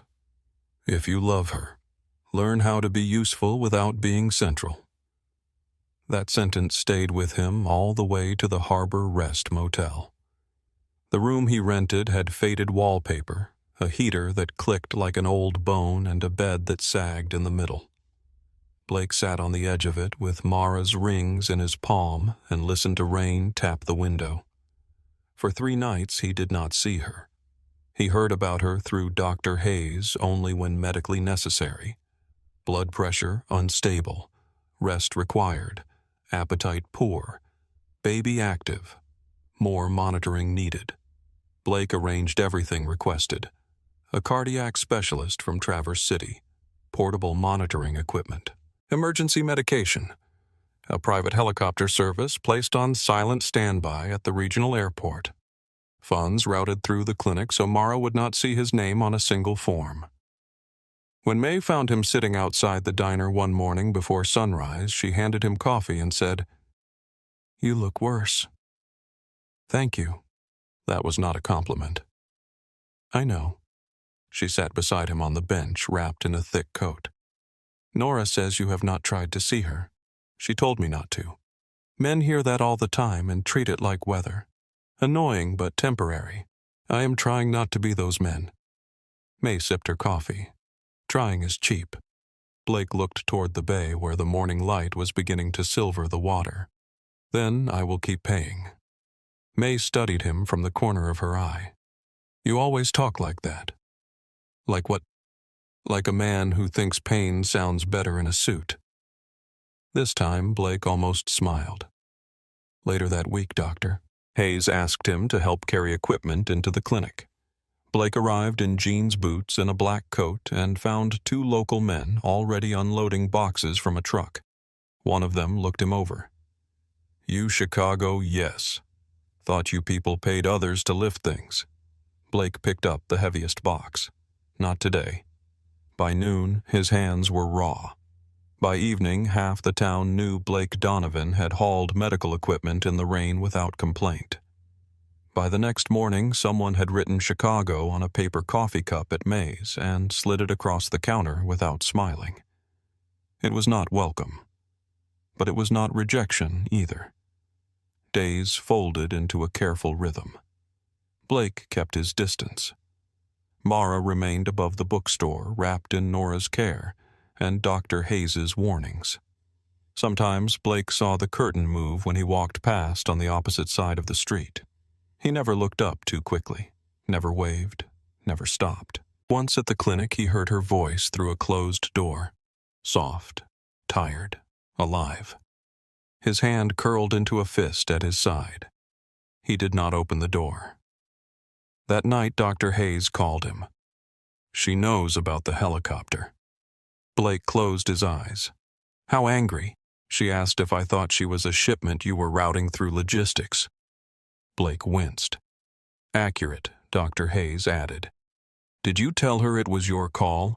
I told her the medical recommendation was mine and the money was yours." "And?" she cried. Blake sat down slowly on the motel bed. Dr. Hayes's voice softened by a fraction. "Not because of the money. Because needing you makes her feel trapped." Blake looked at the rings on the nightstand. "Tell her I can cancel it." "No," the doctor said. "She told me not to. She is angry, not foolish." A week later, Blake was fixing a broken dock light near the marina because May's brother had decided a rich man with guilt should be put to practical use. Snow had started falling lightly, dusting his shoulders and the wooden planks under his boots. He did not know Mara was watching from the bookstore window. She stood with one hand on the curtain hidden behind warm glass, staring at a version of Blake she had never seen. No polished suit, no men waiting for orders, no room bending around him. He was kneeling in the cold, holding a flashlight between his teeth, while an old fisherman complained that he was tightening the bracket wrong. Blake took the criticism without cutting the man in half with a look. Mara's fingers softened against the curtain. The baby shifted low and heavy. She inhaled sharply. A sudden pain tightened across her stomach. Not strong. Not yet. But deep enough to make her grip the windowsill. Nora looked up from the counter below. Mara forced a breath. "I'm okay." Outside, Blake stood and brushed snow from his coat, unaware that the woman upstairs had watched him long enough to wonder whether change could be real before trust was ready to believe in it. The pain eased. Mara kept her hand on her stomach until the baby moved again. The sky over the bay darkened early that evening, clouds gathering heavy and low, pressing the town into a hush that made every light in every window seem fragile. By midnight, the storm had swallowed Petoskey whole. Wind came hard off Little Traverse Bay, bending street signs and rattling the old windows above bell and book. Snow struck the glass in sharp bursts, then turned to freezing rain, then snow again, as if the sky could not decide which kind of cruelty to choose. The power flickered twice before the lamp steadied, leaving the apartment washed in a thin yellow glow. Mara sat on the edge of the bed with both hands pressed against her stomach. The pain had come and gone all evening. At first, she told herself it was nothing.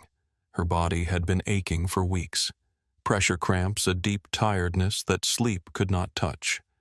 Dr. Hayes had warned her that late pregnancy would be harder with her heart under strain, and Mara had become skilled at separating fear from facts. But this pain was different. It did not simply ache. It gathered. It tightened.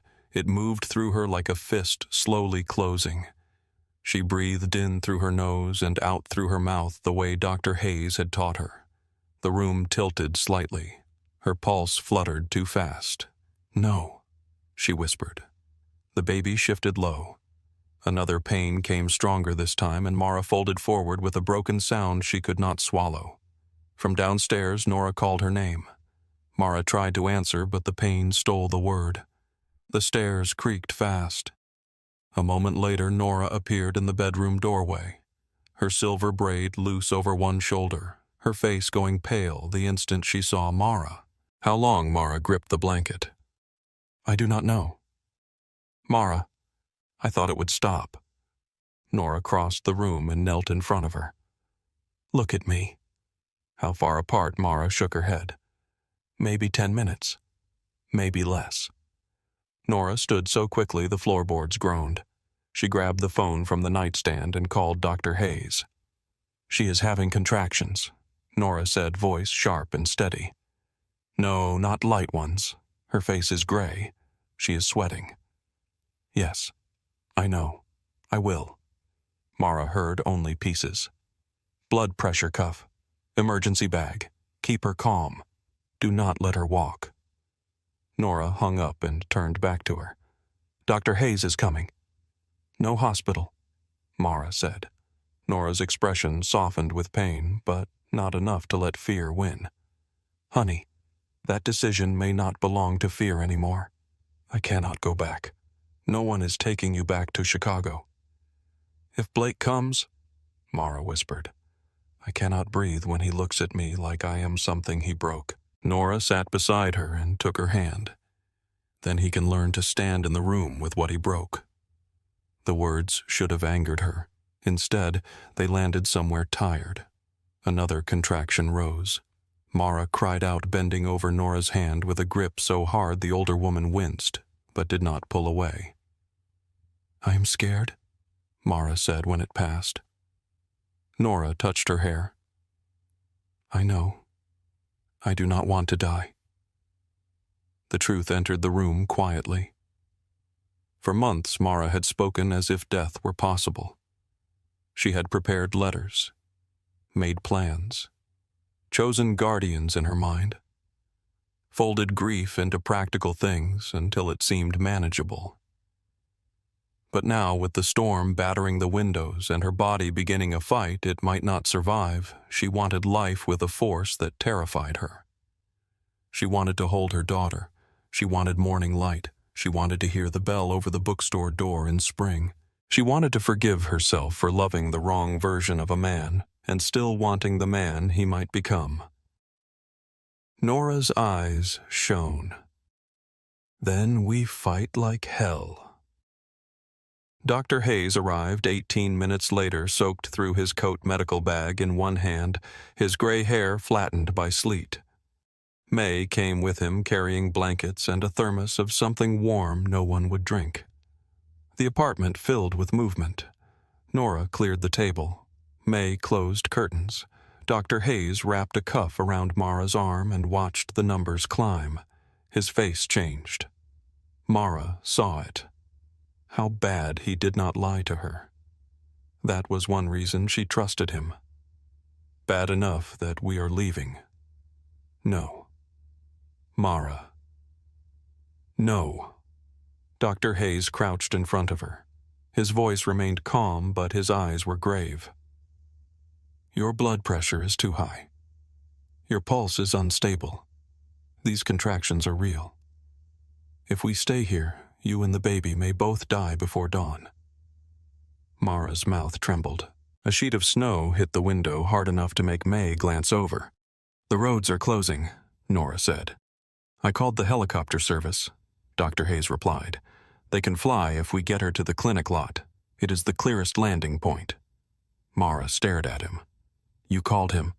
I called the service he arranged. That is the same thing. No, Dr. Hayes said gently. It is the reason we have a chance. Another contraction hit before Mara could answer. It ripped through her lower back and around her stomach, fierce and bright. She screamed this time, not loud, not dramatic. A raw sound pulled from the center of her body. May turned away, jaw tight, pretending to fix the blankets. When the pain ebbed, Mara was crying. I hate needing him. Nora wiped her face with a warm cloth. I know. I hate that he gets to help now. I know. I hate that some part of me still wants him to come. No one answered that. No one had to. At the Harbor Rest Motel, Blake was sitting in the dark when his phone rang. He had not been sleeping. Sleep had become a place where Mara stood in the ballroom again, and every time he tried to reach her, Evelyn's hand closed around his wrist. He saw Dr. Hayes's name and answered before the second ring. It is time, the doctor said. Blake was already on his feet. How bad? Bad. We need the helicopter. Clinic lot. Now. I am coming. Blake. He froze at the sound of his first name in the doctor's voice. If she tells you to leave, you step back. If she reaches for you, you stay. Do not make her comfort your fear. Blake closed his eyes. I understand. He did not wait for more. Outside, the storm hit like a wall. The motel parking lot was glazed with ice. His SUV slid when he turned onto the road tires, fighting for grip while snow and rain slashed through the headlights. He drove faster than he should have, and slower than terror demanded. Twice he nearly called Cole, not for help, for the old feeling of command, for the comfort of giving orders, arranging men, forcing the world into motion. He did not call. This was not a city council vote, not a dock strike, not a rival family testing boundaries. This was Mara's life. The world would not bend because Blake Donovan wanted it to. He reached the bookstore to find May's truck parked out front, lights flashing in the sleet.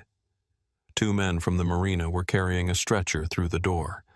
Nora stood at the bottom of the stairs shouting for someone to bring another blanket. Blake stepped inside. The warmth, the smell of paper, the voices, the panic all rushed at him. Then he heard Mara. A cry from upstairs, muffled and broken. He gripped the banister until the wood creaked. Nora saw him. For once, she did not cut him with words.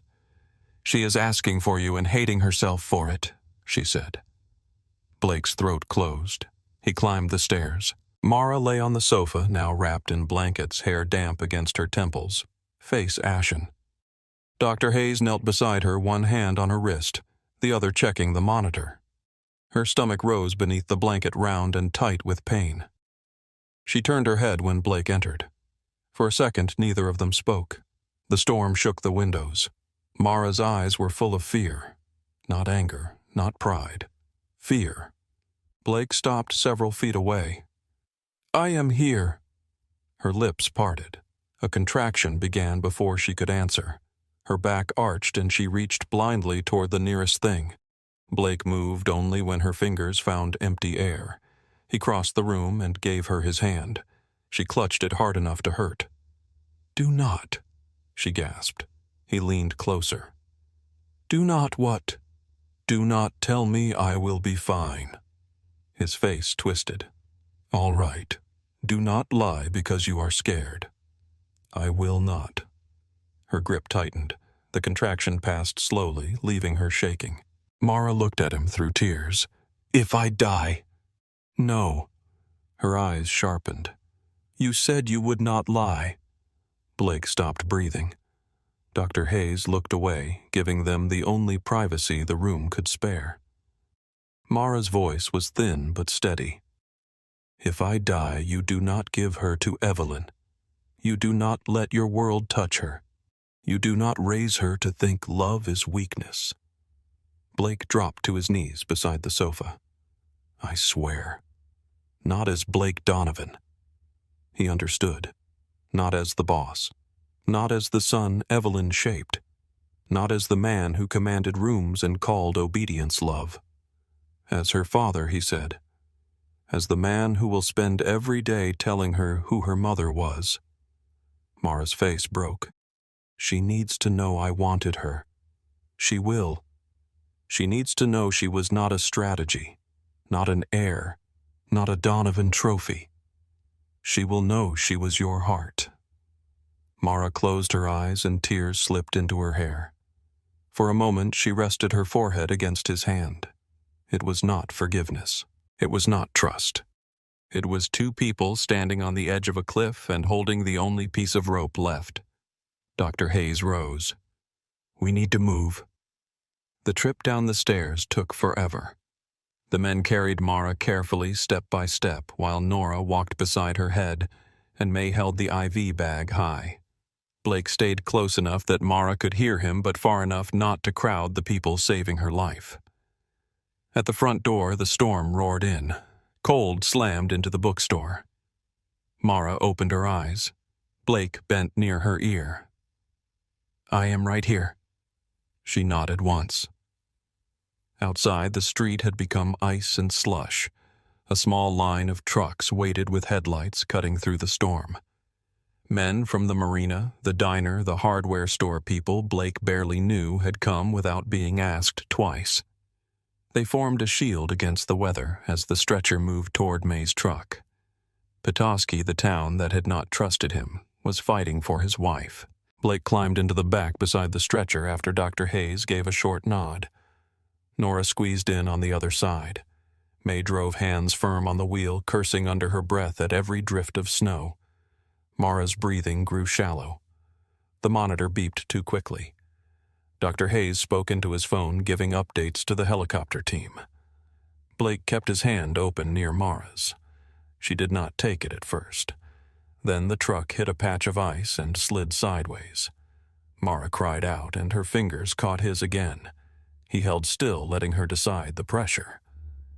The clinic lot appeared through the storm in a blur of lights. A generator hummed near the building. The landing area had been cleared by half a dozen men with shovels, though snow was already trying to take it back. Above them, a faint chopping sound entered the wind. The helicopter descended through the white dark like a mechanical angel. Mara turned her face toward Blake. "I am so tired." "I know. I wanted to tell you," she whispered. "I wanted you to be happy." Blake bent his head. The words destroyed him more completely than blame. "I would have been," he said. "If I had been the man you deserved, I would have been the happiest man alive." Her eyes searched his. "Do not make this beautiful." He swallowed hard. "It is not beautiful. It is my failure. But she is beautiful. You made sure of that." The helicopter doors opened. Noise swallowed everything. The flight to Traverse City was violent and unreal. Mara drifted in and out, sometimes squeezing Blake's hand, sometimes losing focus as Dr. Hayes and the flight medic worked over her.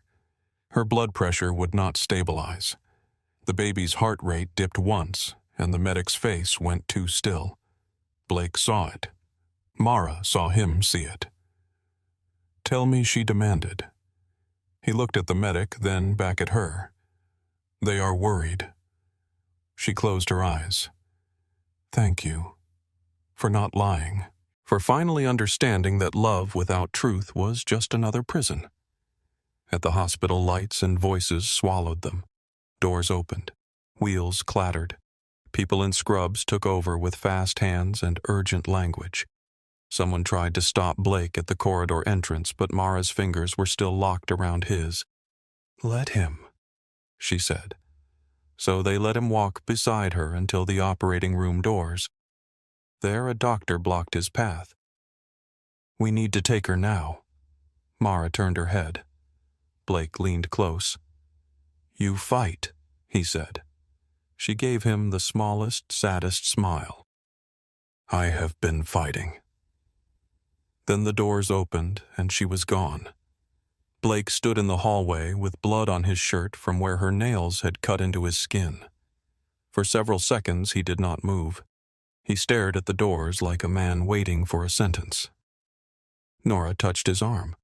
Sit down before you fall. He sat. Time lost its shape. May paced. Nora prayed under her breath. Doctor. Hayes spoke with hospital staff, his face grave. Blake sat with his elbows on his knees. Mara's rings in one hand, the ultrasound photo in the other. Cole called at 3:17 in the morning. Blake almost ignored it. Then he answered. Not now.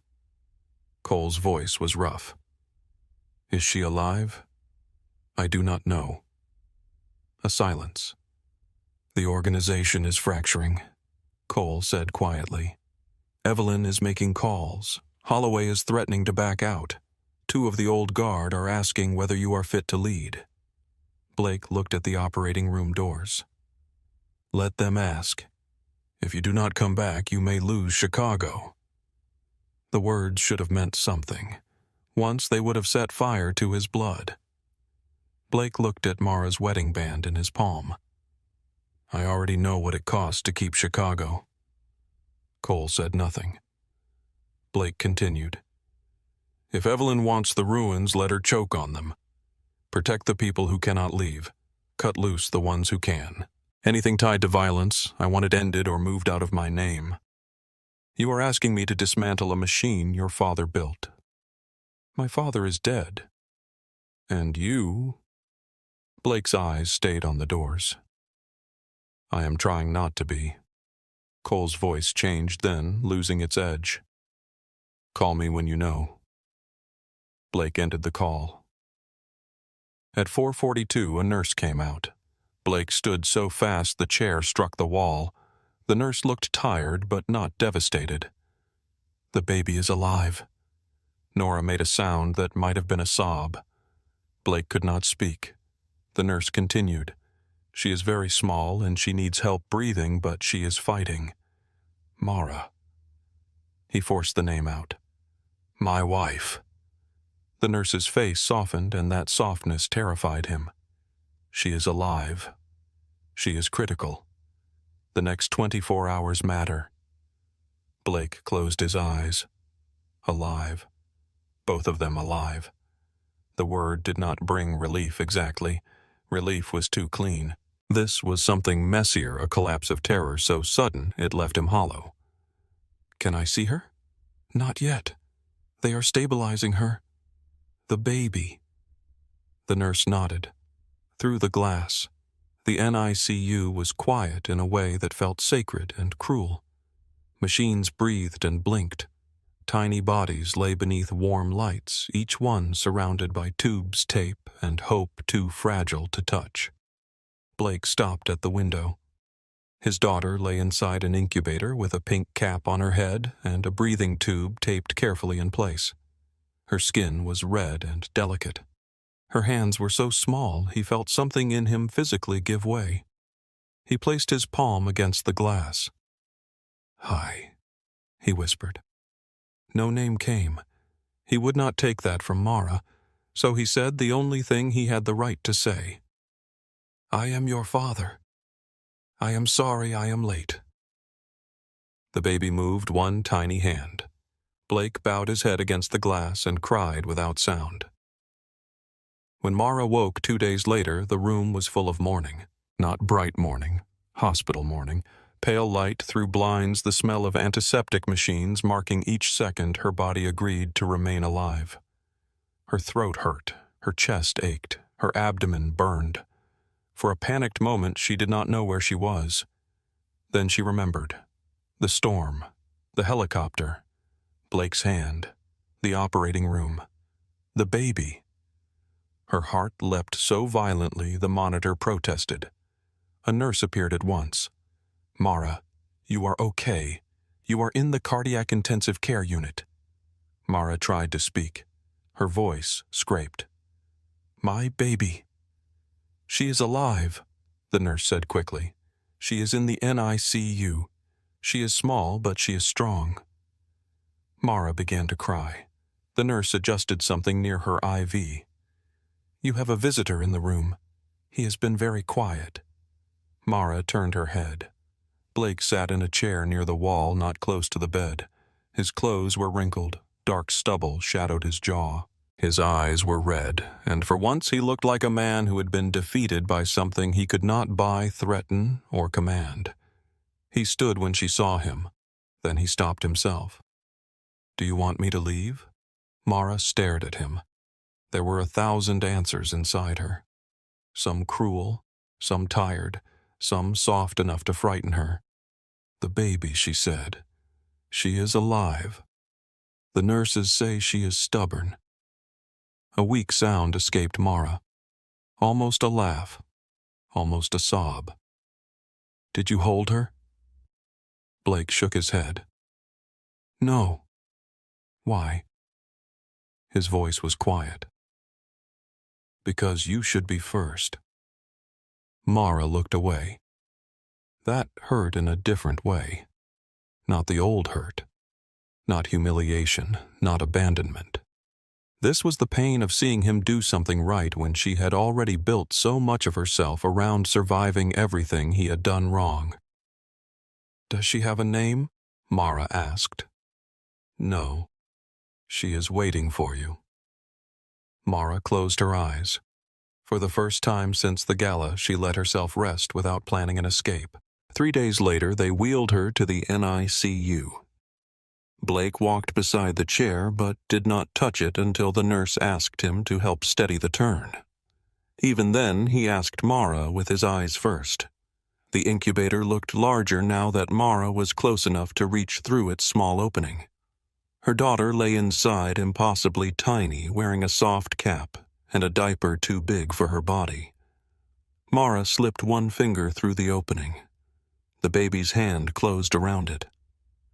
Mara broke, not loudly, not like the movies. She simply folded over as much as her body allowed and wept with her forehead near the glass. Blake stood behind her, one hand pressed to his mouth. "June," Mara whispered. Blake heard her but did not speak. Mara looked at the baby's face. "Because she came after the longest winter." The baby's fingers flexed.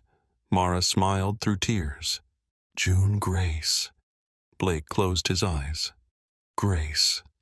The word found him where nothing else could. "June Grace," he repeated softly.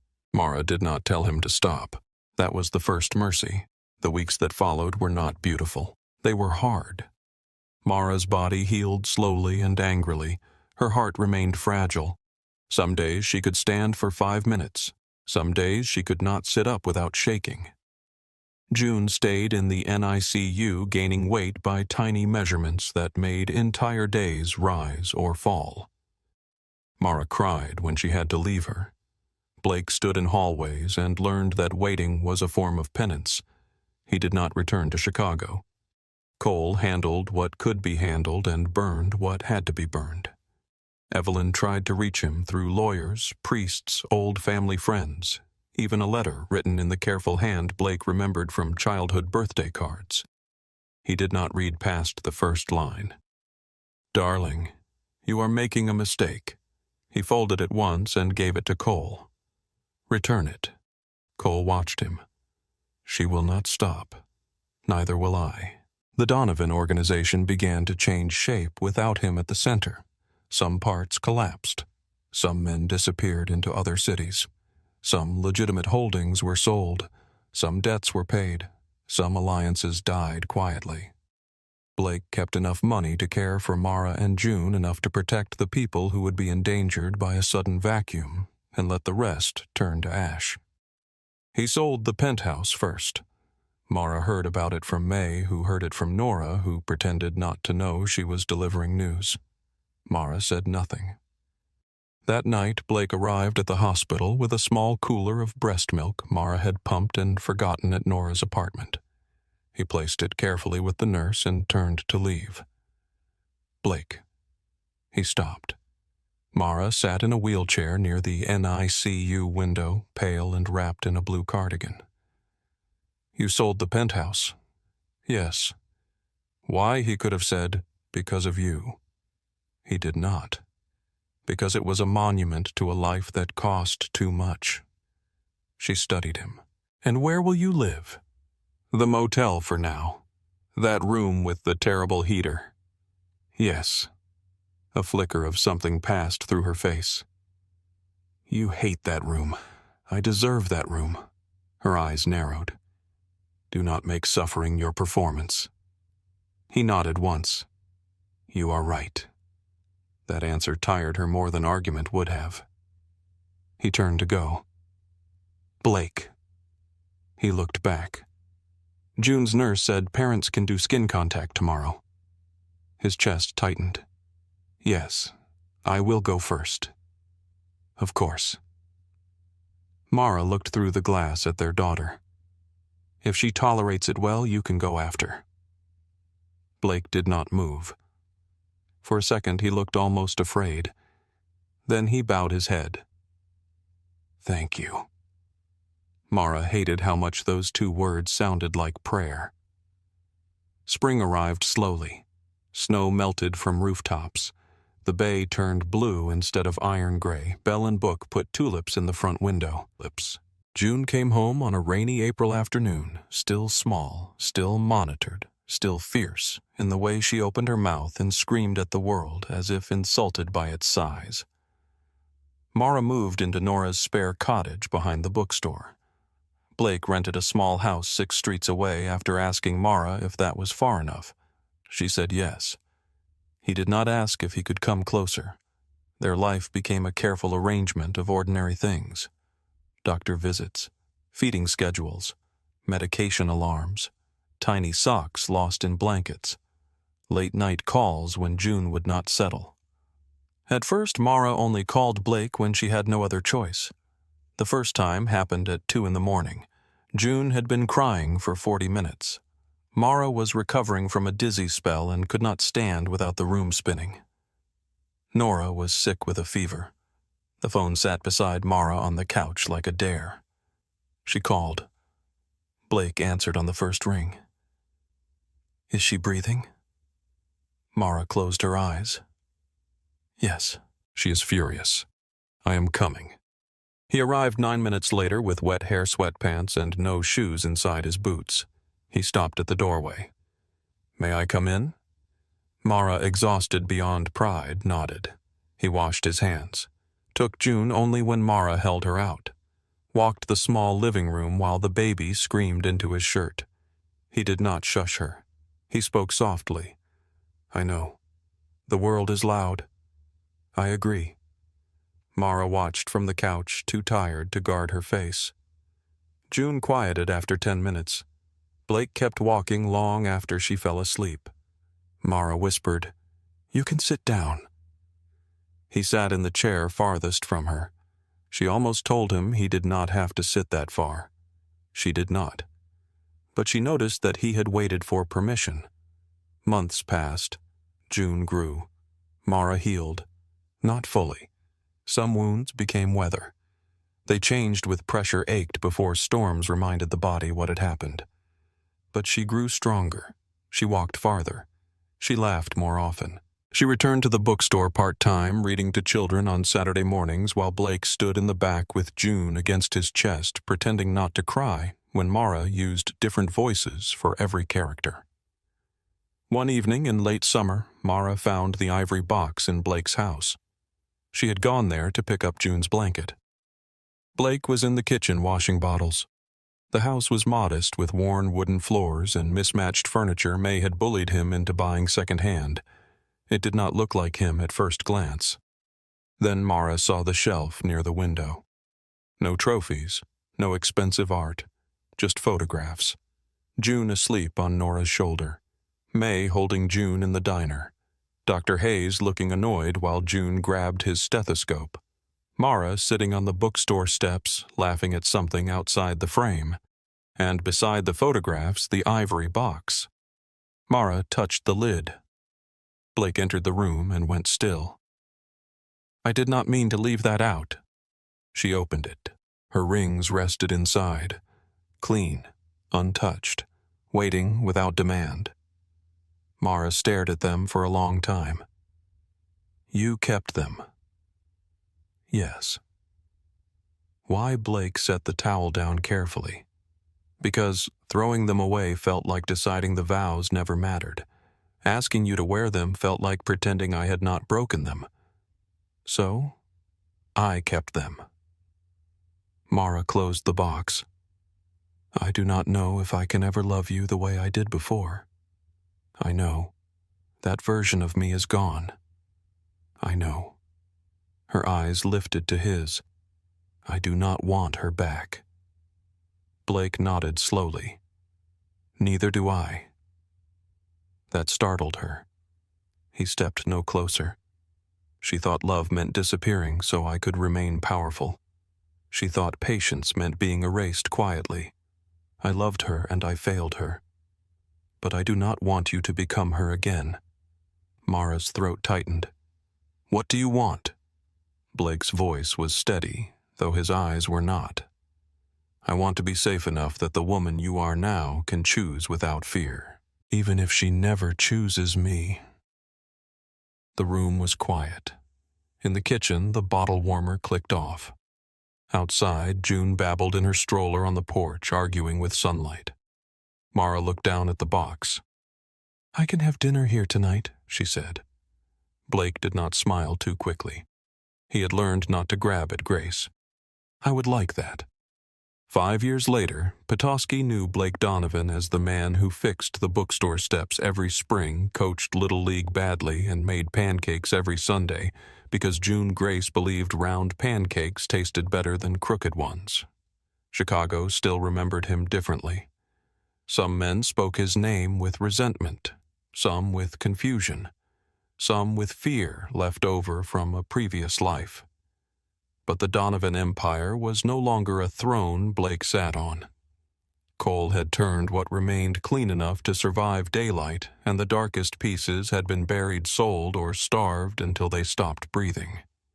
Evelyn never met June. Not because Blake hated his mother, though part of him always would. Because Mara asked for peace, and Blake had finally learned that love protected peace before blood. On a warm June afternoon, the bay glittered behind Nora's cottage. June ran barefoot through the grass with a yellow kite shaped like a bird, Curl's wild cheeks, flushed voice ringing across the yard. "Daddy, higher." Blake lifted the string, pretending the wind needed negotiation. "It is a tough crowd up there." June laughed. "Tell it you are my dad." Mara smiled from the porch. She wore a white sundress and a thin gold chain. Her hair moved in the lake breeze. Her heart was not perfect. Her body still carried scars. Some nights she woke from dreams of chandeliers and laughter stopping all at once. But she woke in a house where she was seen. Blake looked back at her. He did that often now. Looked for her, not past her. In rooms across streets over June's head through ordinary mornings. Not because he feared losing her, though he did. Because attention had become his quiet devotion. Mara touched the ring on her finger. The same ring, not the same marriage. That difference mattered. Blake helped June release more string, The kite climbed bright against the blue sky, pulling hard toward open air. June shouted with delight.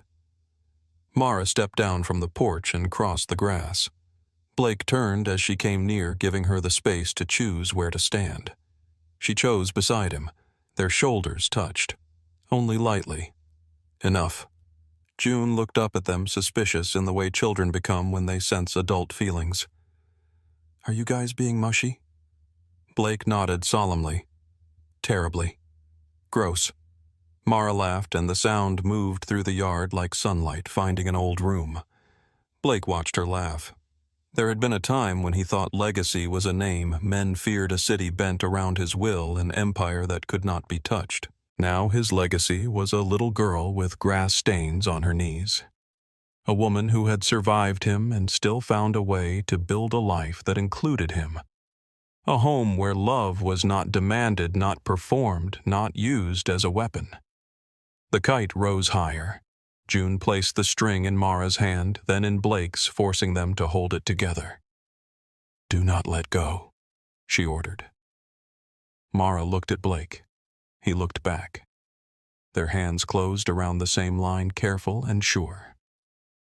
"We will not," Mara said.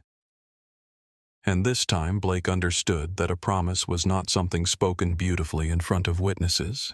It was something held day after day when the wind pulled hard and letting go would have been easier.